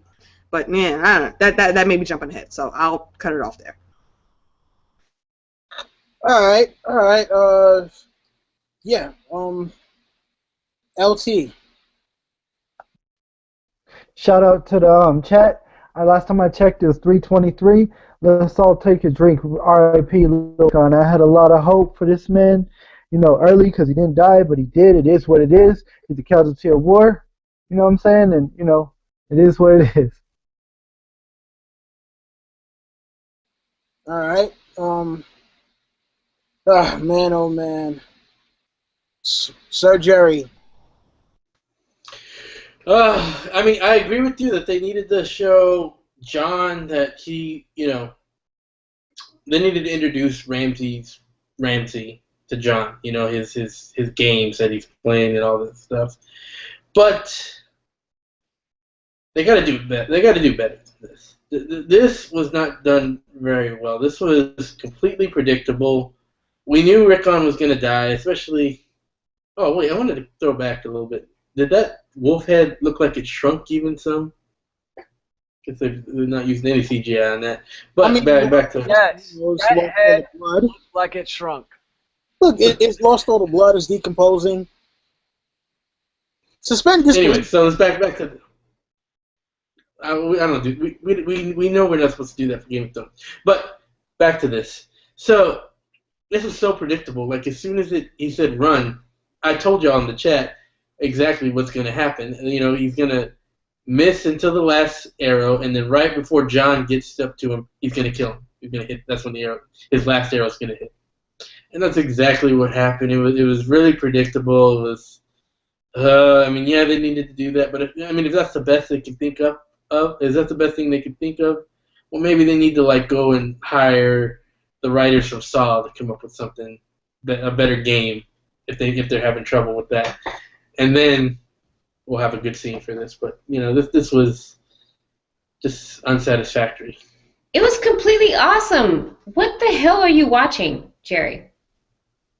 It can't be that awesome when I can call it right away, and he's just running. Oh, Jay. Okay. I James is back. Never mind. Some of us have the opinion, and some of us like it, and some of us don't. To me, it was completely unnecessary, and you already got my opinion on what this scene was about. I think it was necessary, but I think it was. I don't think it was done well. One person's opinion we haven't gotten yet is James. Yeah, James. So please let that man speak. I want to say something after James goes. What are we talking? The Death of Rickon. I did talk. I did talk about it. He did talk. He did. He agreed with me. Oh, okay. All right. Cool. So I had something I want to say. You know, we're all kind of disappointed about the. Well, not all. Well, we all didn't want Rickon to die, but you know what the positive note is? He didn't suffer. He died pretty quick, so that's pretty positive right there.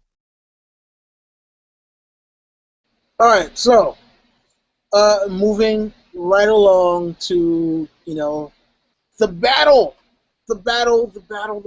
So we get the massive charge between the two armies, and this is where we finally see where the money has gone between the dragon scene earlier and now this thing here. We know where the money was spent.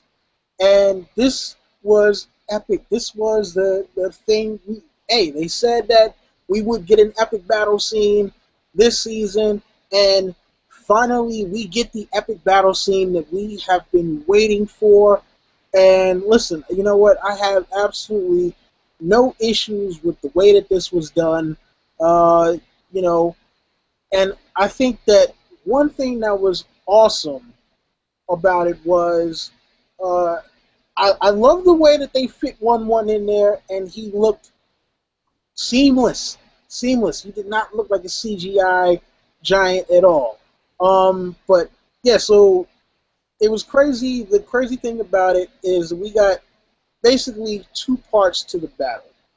First part with the Stark army getting slaughtered, and that whole thing where it looked hopeless. It looked absolutely hopeless. It looked like they were going to lose. They started playing the damn sad-ass Stark music, and then we get what everyone was expecting, what everyone was hoping for, what everyone wanted, Hail Ex Machina. So, we're going to start off with Alicia Kingston, and your thoughts on Phase 1 of the battle, the apparent doom of the Starks. Phase 1 kind of went how I saw it was going to go. Like, I knew they were going to get down to the wire. They were going to look good getting to that point. But at some point in time, we knew that, that shield wall was coming. We knew that they were going to get stopped. I didn't expect them to get, smushed as much as they did. And I commend them on doing that, though. That whole montage with, like, Jon looking how he was buried. Is that going too far ahead? No? Like, how Jon looked like he was getting buried, and then it seemed like Tormund was going down, too, and I really hated that because he was in front of freaking Karstark. I wanted that dude's head to be ripped off. But just the whole battle sequence, like Jon came almost with that next level fighting that we were looking for. Like what I saw there, that's what I was expecting him to be like off Jump Street. Like I didn't expect to see extracurricular emo Jon. I thought he was gonna come back and just be boom, boom, boom. This is what the hell we need to go do. But he still showed his strength. Within like 3 or 4 swipes, he was already half covered in blood. And again, that may make me seem like a bad human, but that's what I wanted to see. I wanted to see him slashing and swiping through motherfuckers. I mean, you got a Valyrian steel sword. You should have been murking cats left and right. There shouldn't have been you getting no knocked down or any of that nonsense. But what happened needed to happen, and once we got to that point, then that's when it really came in. So I'm gonna hold the rest of it till we get past that point. All right, Christina. I'm really having a hard time like breaking up scene by scene because my mind kind of goes to like situation by situation. I think we're kind of talking about the when Jon was like in full beast mode and from Jon going full beast mode till just before the Vale army arrives. What were your thoughts? Yeah. Damn, they kind of tricked me a little bit because I knew Jon was going to go full beast mode, and I knew the Vale army was coming, and I knew, like, all these things, but then you never really know because they could just, like, pop a twist in there at any time. So when Jon was underneath and, like, all the bodies and the people, I was like, wait, he could actually die under here. Like, this is a possibility. And it actually makes sense. We haven't had too much making sense stuff lately. So I was like, damn, Daniel, he could really, like, be smothered under all these bodies because they made it a point to show us, like, the mountain of bodies. And they're crawling over them, and God, it's so epic and so horrible. So, yeah, for a minute, I thought I knew what was going on, and then I was like, oh my God, Jon's gonna die. But he clawed out. Oh, I'm skipping ahead. I'm sorry. Nah, it's all good. It's all good. Look, I want to say that even though we knew that we were going to get Vale Ex Machina, I think they still did a great job of building tension. Because the one thing that we were not expecting was the retreat from the wildlings and Jon practically getting trampled. And, so, that, even though I knew it was coming, I still kind of had my heart pounding just a little bit. And what about the way the Vale, like, smashed them? Like, they just came through. It was kind of like a, I don't know the term, but there was no chance. Like, when you saw the army coming, like, they just ran through everybody, and people were just flying. It was crazy. I'm sorry. True indeed, true indeed. My man, Big Game James. Oh yeah, I thought this particular scene was directed magnificently. I love the action and the choreography of the action that was happening in the scene. Particularly, there was a shot when they were showing just the horses in slow motion. There was like 7 of them on the screen at the same time. I love that shot particularly. There was definitely a very visceral nature of the collisions involved with the horses. And I really enjoyed the action. I just thought it was superb. The stuff with Jon getting piled down, I thought maybe they were actually going to do the part where they would separate it in 2 days of the battle, and I thought Jon might die there. I thought he would suffocate, and then Mel would bring him back, because I thought they kind of foreshadowed that earlier, but they didn't go that route. But yeah, there was definitely some tension. I wasn't sure who was going to. My main tension was obviously Vale Ex Machina was going to happen, but I wasn't sure who else was going to die. I thought maybe Tormund, Davos, who I obviously didn't want to die. I thought those are 2 guys I'd have some feels for if they died. So yeah, so there was definitely some tension being built. And I particularly loved. I thought this was a 10. This whole section here, and this first part of the battle was superb. Cool, cool, cool. Moji.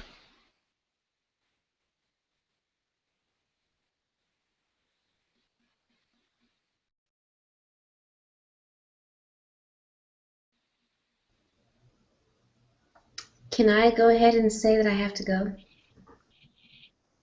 Oh yeah. Sure. Go ahead, Christina. Sorry, wasn't. Bye, Christina.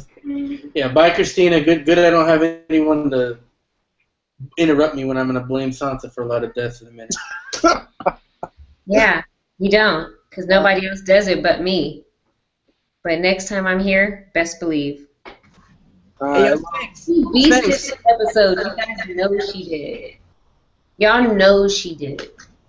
Hey, Christina, before you leave, could we get your overall rating for this episode? Okay, out of what? Like a what out of what? I don't know, whatever you rate it. 1 out of 5, 1 out of 10. Out of 10. We do it out of 10. Damn. This is a 9.5.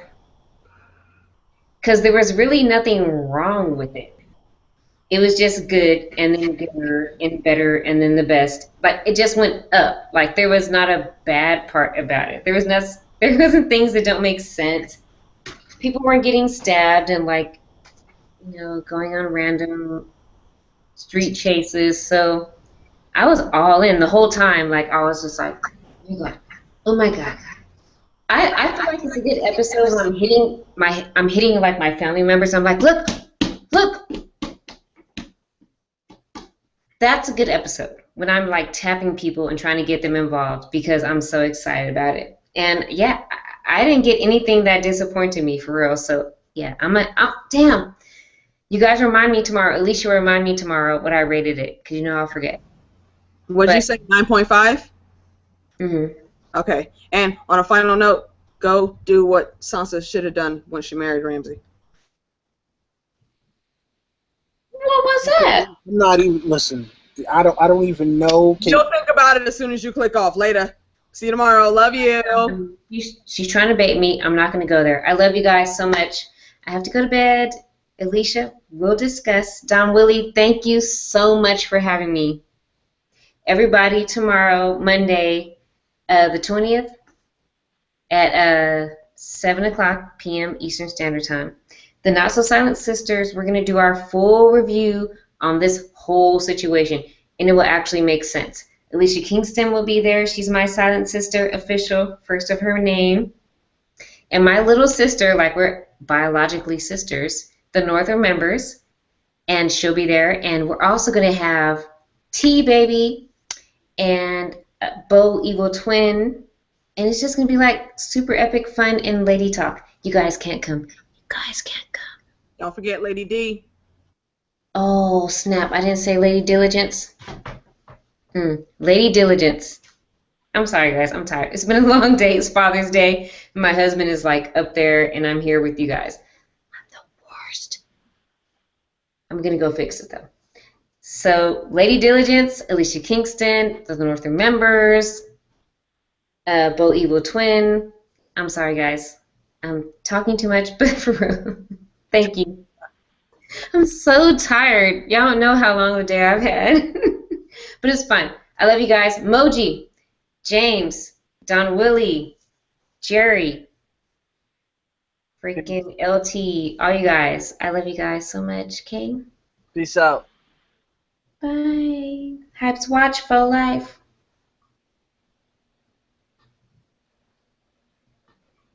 Okay. Yeah, you guys make sure to subscribe to Christina the Sphinx. Link is in the description below. Alright? So, where were we? Yeah, you know what? I forgot who was up We were next. on the first part of the battle. I don't know who's up next, but we're on the phase 1 of the battle. Yeah, well, that was on me. Alright, so, yeah. Jeez, I forgot who was supposed to be up next. Moji?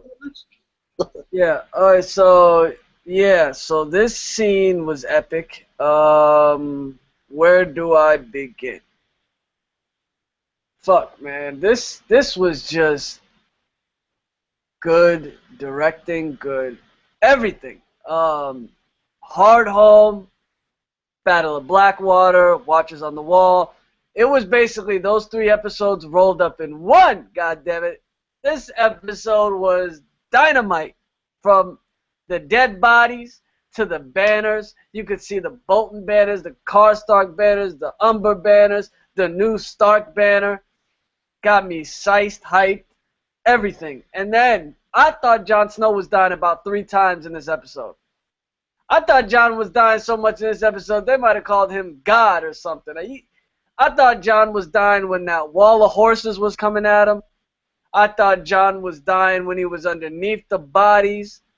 I thought Jon was dying from friendly fire.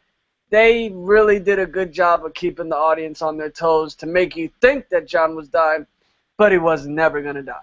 But they got us scared, though. And I will get to the Vale Knights a little bit later. But, yeah, this episode was just dynamite. Cool. All right, LT, did you speak on this one yet?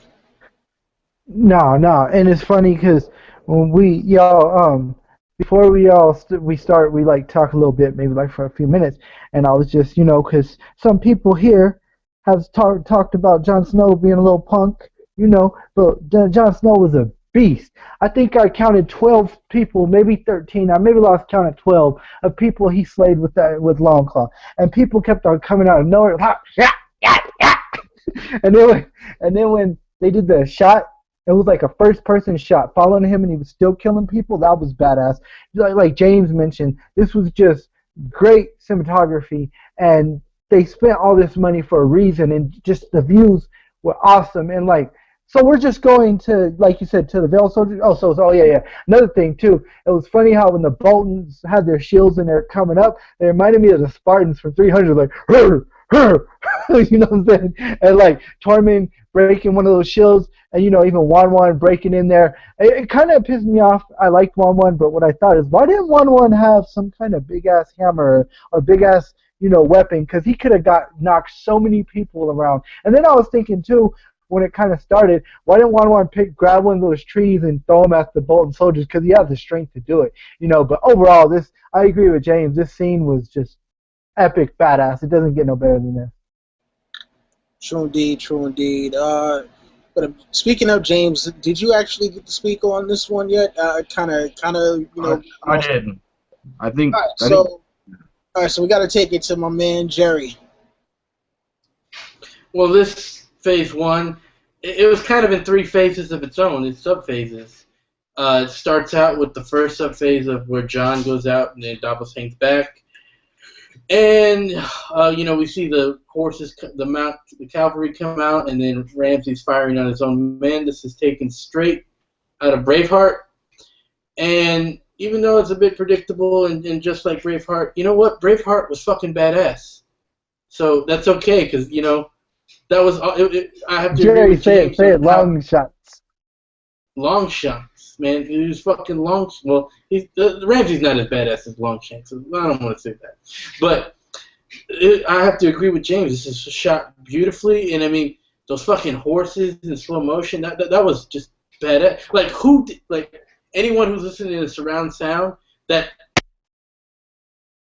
thud that was made when the horses hit that guy, that was just, anyone who's listening to surround sound knows what I'm talking about.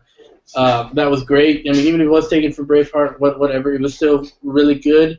I enjoyed this part. The second phase, I have to give credit to, I don't know where they came up with, or where they, I don't know if they researched the tactics or they came up with them on their own. Either way, it's still impressive.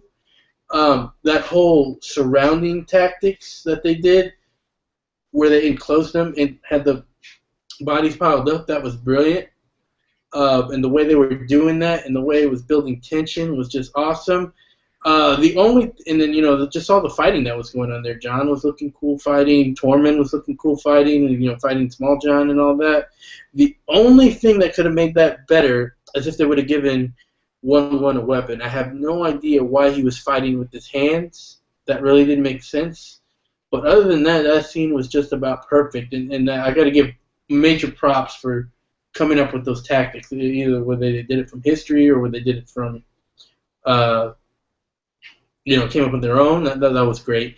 And then Phase 3, which was, in my opinion, was probably the worst part, was the Vale Ex Machina. We all knew it was coming. It was predictable. But you know what? We got it over. We got that part over with. And you know what? I did like the face that Littlefinger was making. He looked like the smug bastard. He was pretty funny. Sansa looked a pretty bit smug. I don't know why, because half of those bodies that were dead on there were her fault. That might have not died if she would have just spoken up earlier. Sansa gets people killed and smiles about it. Evil bitch. Evil bitch. But yeah, this was great. This was especially the second phase. That was amazing. First phase was really good. Third was a little bit predictable, but it was still not too bad.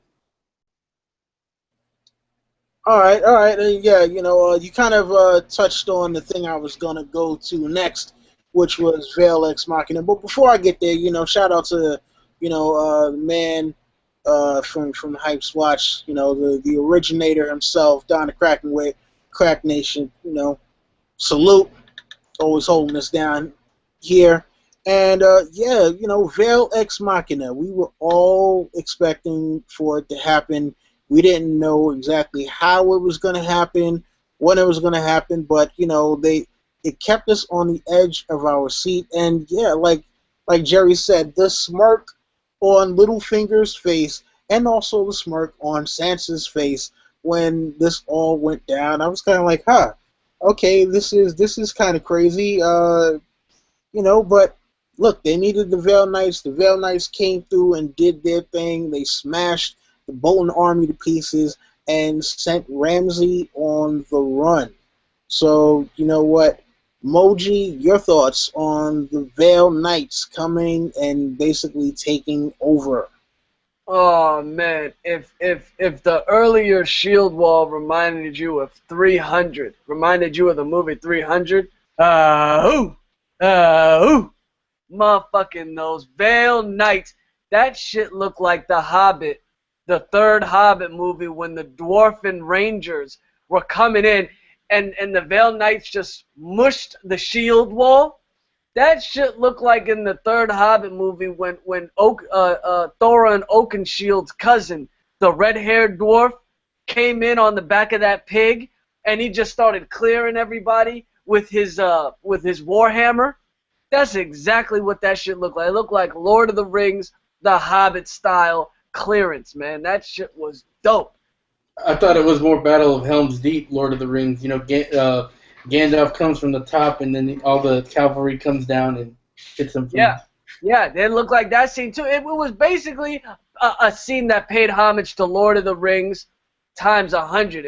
It just reminded me of Lord of the Rings so much. It was amazing how they did that, and all the lords, like the Vale Knights, look like, I don't know, man. They look like elves coming in. I swear to God, it reminded me of Lord of the Rings. It reminded me of some crazy elven Legolas type shit, man. It was just dope. I loved how they did it, choreography, the whole 9 yards.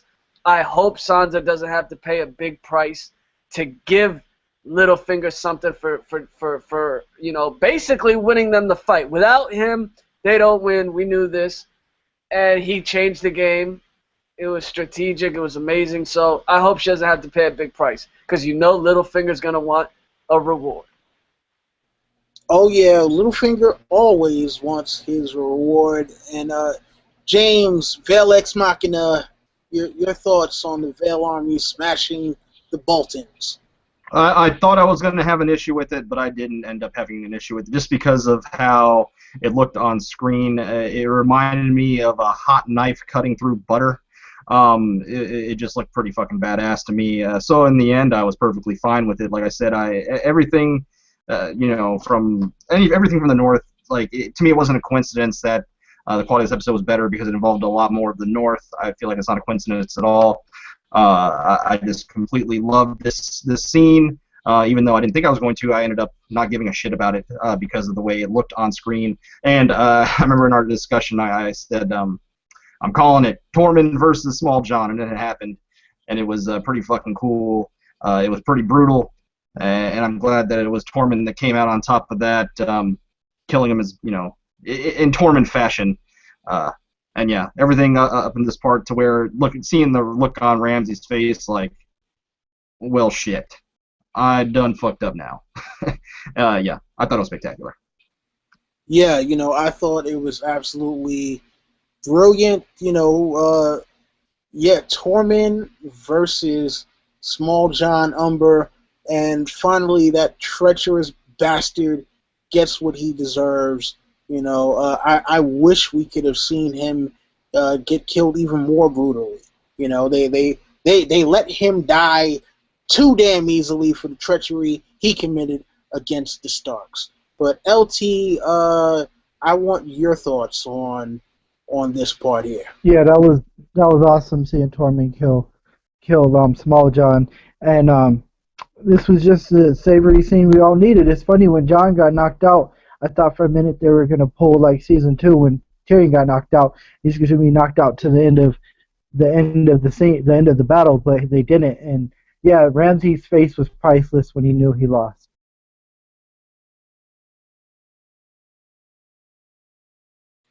True indeed, true indeed. Kingston.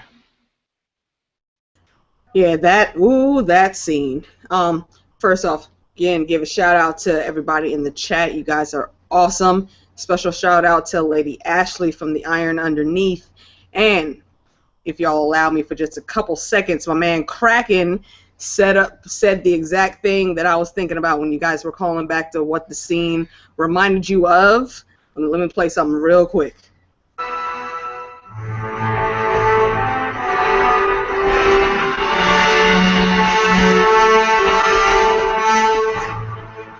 That's the Battle of Helm's Deep. I said that. That is the Riders of Rohan right there. That is Kraken, my man. That is exactly what I was thinking. That's the Battle of Helm's Deep. Yes. They came in and fucking wrecked shop. And I loved it. I mean, we all knew that Ex Machina was coming, but I wanted it to be done the right way, and they did it. They absolutely did it. Baelish, of course, I still want to smack him because he had that smug-ass smirk on his face like he always has, so he can get kicked in the face. But whatever. The Knights of the Vale came in, and they did their damn thing. They ran right through that fucking shield wall. They knocked them all down, and that's exactly what the hell was supposed to happen. I still wish Sansa would have let Jon know that they were coming. I think that he could have planned a little better for the situation at hand, but it was bloody great. I totally appreciated it and loved that damn scene. I mean, it's still kind of hard for me, like, to say that it's that great. When I was joking about it being the Battle of Helm's Deep earlier on Twitter, I think it was joking with Beefish about that. We were like, yeah, it's gonna be the Battle of Helm's Deep. We're joking about that, and we see it happening. It's good. It's still good, and the other phases were great, but that one part. Jerry trying to kill our motherfucking vibe, man. God damn it, Jerry. Can we live? Can we live, Jerry? All right, fuck all, Jerry. Get it together, man. Get it together. Slayer vibe. Let us have this one moment in sunshine, damn it. I'm gonna Valerian steal your vibe. Anyway, this motherfucker. So then next up we have Ramsay running back to Winterfell. We are seeing Jon, Tormund, 1-1 giving chase. And finally, the thing that people were saying from, way earlier in the season, that people heard about, thought they saw, didn't actually see, but now we finally did get to see 1-1 breaking through the gate at Castle Black and allowing the forces of the Starks to come in and rout the Boltons And damn it, we got the death of 1-1, which I was not expecting because I figured if you're gonna kill 1-1, you kill him during a battle with the White Walkers, and then after that you have the White Walkers raise a white giant, but they decided to kill him off earlier. So I mean, hey, it is what it is. But the fact that it was Ramsay, oh, that should have my blood boiling. Ramsay, fucking dirtbag Bolton, killing 1-1.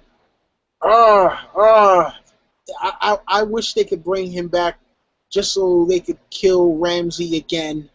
Because, yeah, that fuckface deserves to die 1,000 deaths. But, yeah, so then after this we get Jon beating the shit out of Ramsay, and he gets tossed in the cage. And finally, the thing that we have been waiting so very long for, Ramsay is a fucking dead man, eaten by his own dogs that he hadn't fed for 7 days. And it was Sansa. Sansa with a cold heart, or should we say stone heart, that decided to feed him to his own dogs, and his dogs weren't even trying to hear anything of, no, down, no, don't do it. Yeah, man. So, Moji, your thoughts on the closing? After all of the rigmarole, back inside of Winterfell and all the events that transpired henceforth. Man, this was like the ghosts of Christmas past mixed with the ghosts of Winterfell.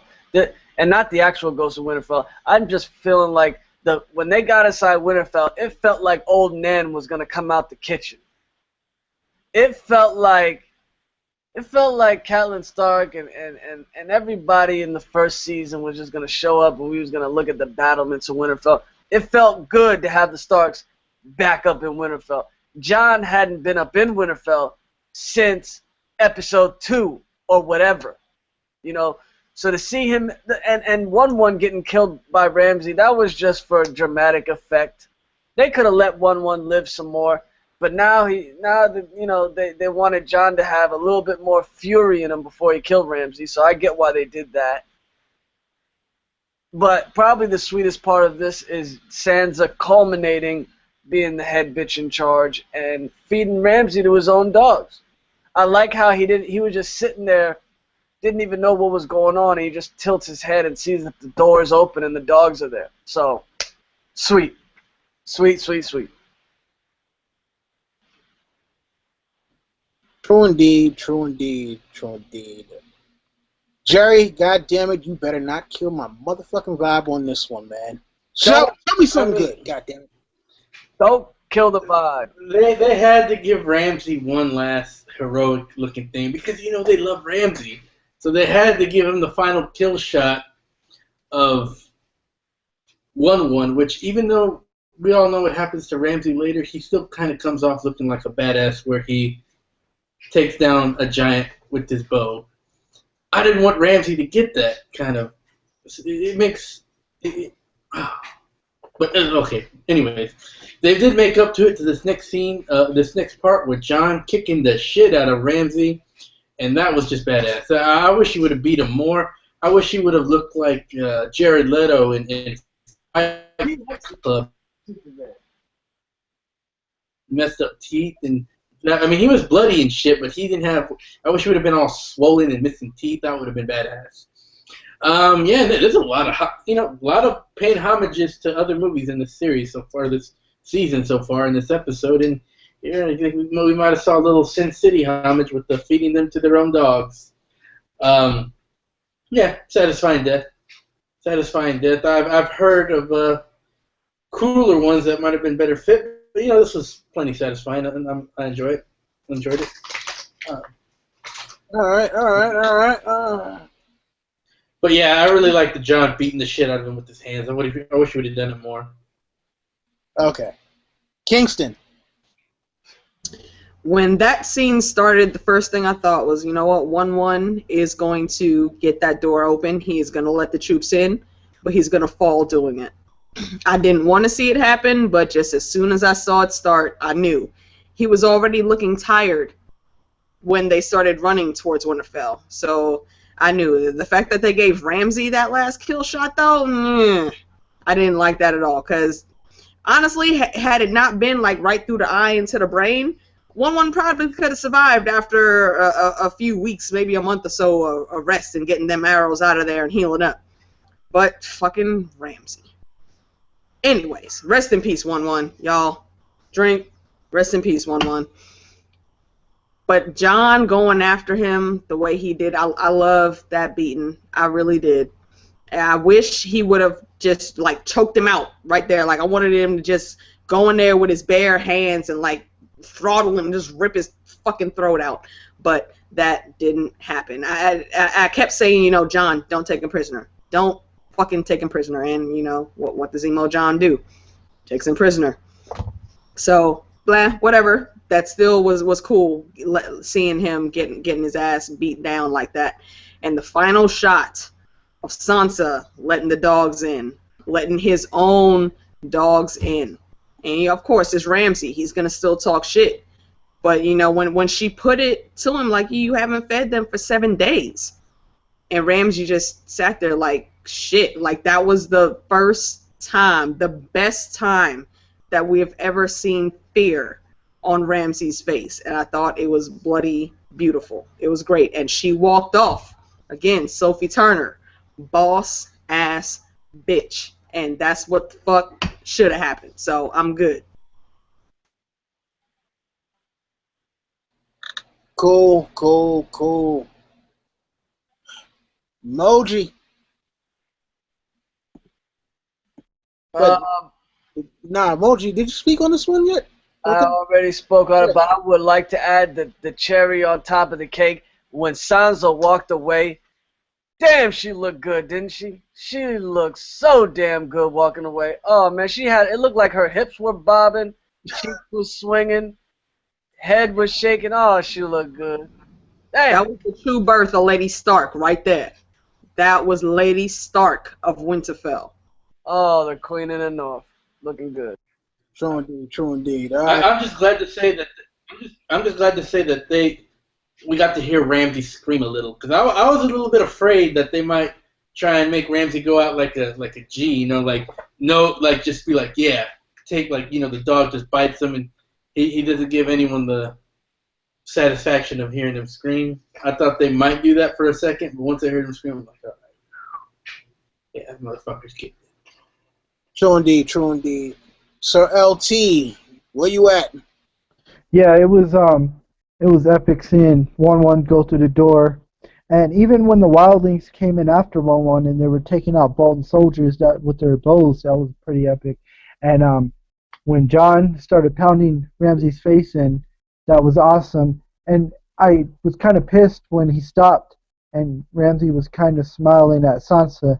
I was like so pissed about that. But then, yeah, once and the Stark banners coming in was awesome. When Sansa walked away and she was smiling, that was just poetic justice. The bastard finally got what he deserved. Hooray, hooray. I gotta ask you one thing though, Don Willie. Was that gate that 1-1 broke, was that Winterfell or the Wall? Oh, that one was Winterfell. That wasn't the one in the trailers that everyone thought was Winterfell. But finally, we get to see 1-1 breaking through the gate at Winterfell. So that's shout out to all the people who doubted me 3 or 4 months ago. But it is what it is. But last but not least on this particular subject, my man, Big Game James Michelle. Oh yeah, I mean, it was a satisfying finale. Loved every second of it. 1-1 for MVP for shaving a year off of a siege by single-handedly taking down the door, sacrificing his life in the same instance. It was sad to see him go. I think a lot of us predicted it because of they seem to be wanting to cut CGI budget. But it was sad to see 1-1 go, the last of the Giants. I believe they're extinct now, so that's a big deal. In my preseason, I had a preseason prediction video. I predicted that Jon Snow would beat Ramsay Bolton to death, and it almost came true. But it was quasi-true. But it got close because I thought they'd want to show how different Jon was after being resurrected. But I thought the end was still satisfying. I personally thought that Sansa was kind of when after Jon was beating him up on the ground, I thought Sansa would come up there with I don't know, Jon would hand her a long claw and he'd shove it down his face or something. But it was still great, and I loved when Sophie Turner turned. She had a smirk on her face. But yeah, phenomenal episode, phenomenal ending. I loved every second of it. Cool. So we are going to get to numbers, scores, because you guys want to hear the numbers, and I'm pretty sure that they will be higher than last week. So we are going to set it off, my girl, Alicia Kingston. I am going to go with a 9.4. I would say 9.5, but I'm expecting to give the final episode at least a 9.8 or a 10. So I'm going to hold back. I'm going to pull the reins back just a little bit and go with a 9.4. It was great cinematography. The battle scenes were just on point. The negotiations in Meereen were brilliantly done. So we'll go with that. Okay. Mr. Moji.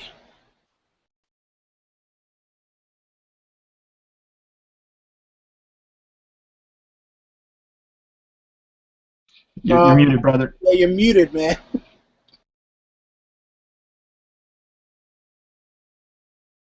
Oh, golly, my bad. So, yeah, if there was a perfection number, I'd give it the infinity sign. Just, infinity out of infinity, because this episode was perfect. Even the gripes that I have with the episode are not even comparable to the overwhelming amazing things that happened in this episode. So I'm going to give this episode my first ever 11 out of 10. Strong, long. Okay, wow. He's going 11 out of 10. All right. You know what? Jerry, we're just going to get you out the way now. Go.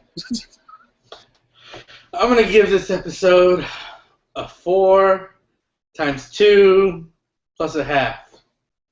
8.5. Give it 8.5. It was a really good episode. Was it perfect? No, but it was really good, so 8.5. All right. Sir LT, score for this episode. Yeah, I agree with Jerry. It was really good. Very, very good. But it's not perfect. I give it an 8.5. Okay. All right. And last but not least, the man, the myth, the legend, James. Yeah, I mean, everything in the north. If everything was contained in the north, I'd give this a 10. It'd be my third 10 of the series. But there was some other things that brought down just a smidge. But that being said, still phenomenal episode. The direction was phenomenal. The action was phenomenal. Cinematography was phenomenal, and the storytelling in the north was phenomenal. To me, I put it on par with The Door, which I gave that a 9.75. So I will give this episode a 9.75. Okay. Cool. So, yeah, my score for this one, I will agree with James Michelle. This was probably one of the best episodes of Game of Thrones, and definitely one of the better ones for this season. The only one that I've given a 10 so far was The Door, and I think while this did have great impact and it was a great episode, I think just The Door edges it out just by, that much. So 9.75 for the Battle of the Bastards. So, yeah, look, I would like to thank everyone on the panel for being here, everyone in the chat who showed up to watch us live, I do believe we are 300 strong at this point, and look, say this for once, we need more likes. We need more likes. God damn it! If you're watching, like the damn thing, all right? And also shout out to the eunuchs who came to hate. Sorry that somebody castrated you, but no reason to hate just because you have been castrated. You know what I'm saying? But yeah, I'm gonna give my people a chance to sign off. And remember, all their links are down in the description. So you go and make sure to subscribe to them, and also make sure to subscribe to the Hype Watch channel. Alicia Kingston, say what up to the people. Tell them what you got going on. Goes all my people in the chat. Love doing these panels. Thank you to Don for letting me come on here with the Hypes Watch and Mo and give my thoughts and opinions. Again, shout outs to them eunuchs, and shout outs to my girl hiking through with Stephanie holding the chat down with the mod muscle. Thank you, getting that done. You can see me always hanging around in the chats, hanging out with Don Willie, with James, with Mo. You can see me tomorrow night. I will be on Christina the Sphinx's channel doing the Not So Silent Sisters with Lady Diligence and the North Remembers. Please come check us out. Y'all know it's going to be some tomfoolery and buggery. Come check us out. And hit the likes on this video. Come on now. We had 300 some strong. We had 277 now and only 116 likes. Come on, people. Y'all know y'all love the Don. Show some love. Show some love. Thank you very much, Kingston. Thank you very much. My man Moji, a.k.a. Young Chris Rock. Where can the people find you next? Let them. Woo! I'd just like to say thank you to the panel. DW, Alicia, JB, Jerry, LT. Thank you. This was an amazing, amazing ride. We got one more episode left, people. It's Moji, the King in the North. I just dropped a new video. Y'all gonna like it. It's about Lord Varys. Y'all like it. Come check me. DW, take it away. Thank you, Sir LT Giles. Yeah, first of all, I want to say rest in peace to Wan, rest in peace to Rickon, and it's always a pleasure to be here with my fellow panel members, the Hypes Watch. Subscribe to the channel. Go check out my review. It's already up. And yeah, it's, like I said, it's a pleasure. Love you, chat members. All right, and congrats to LT. He crossed 200 subs last week. We need to get that man some more subs. If you have not checked out LT's story time, and also his dream journal, man, go ahead and make sure to do that. Next up, we got the man that everyone loves to hate. They hate to love, but you got to respect that man's opinion. It is Jerry the Targaryen Steamboat. Yeah, Steamboat here. You guys know who I am. You got any questions about this episode?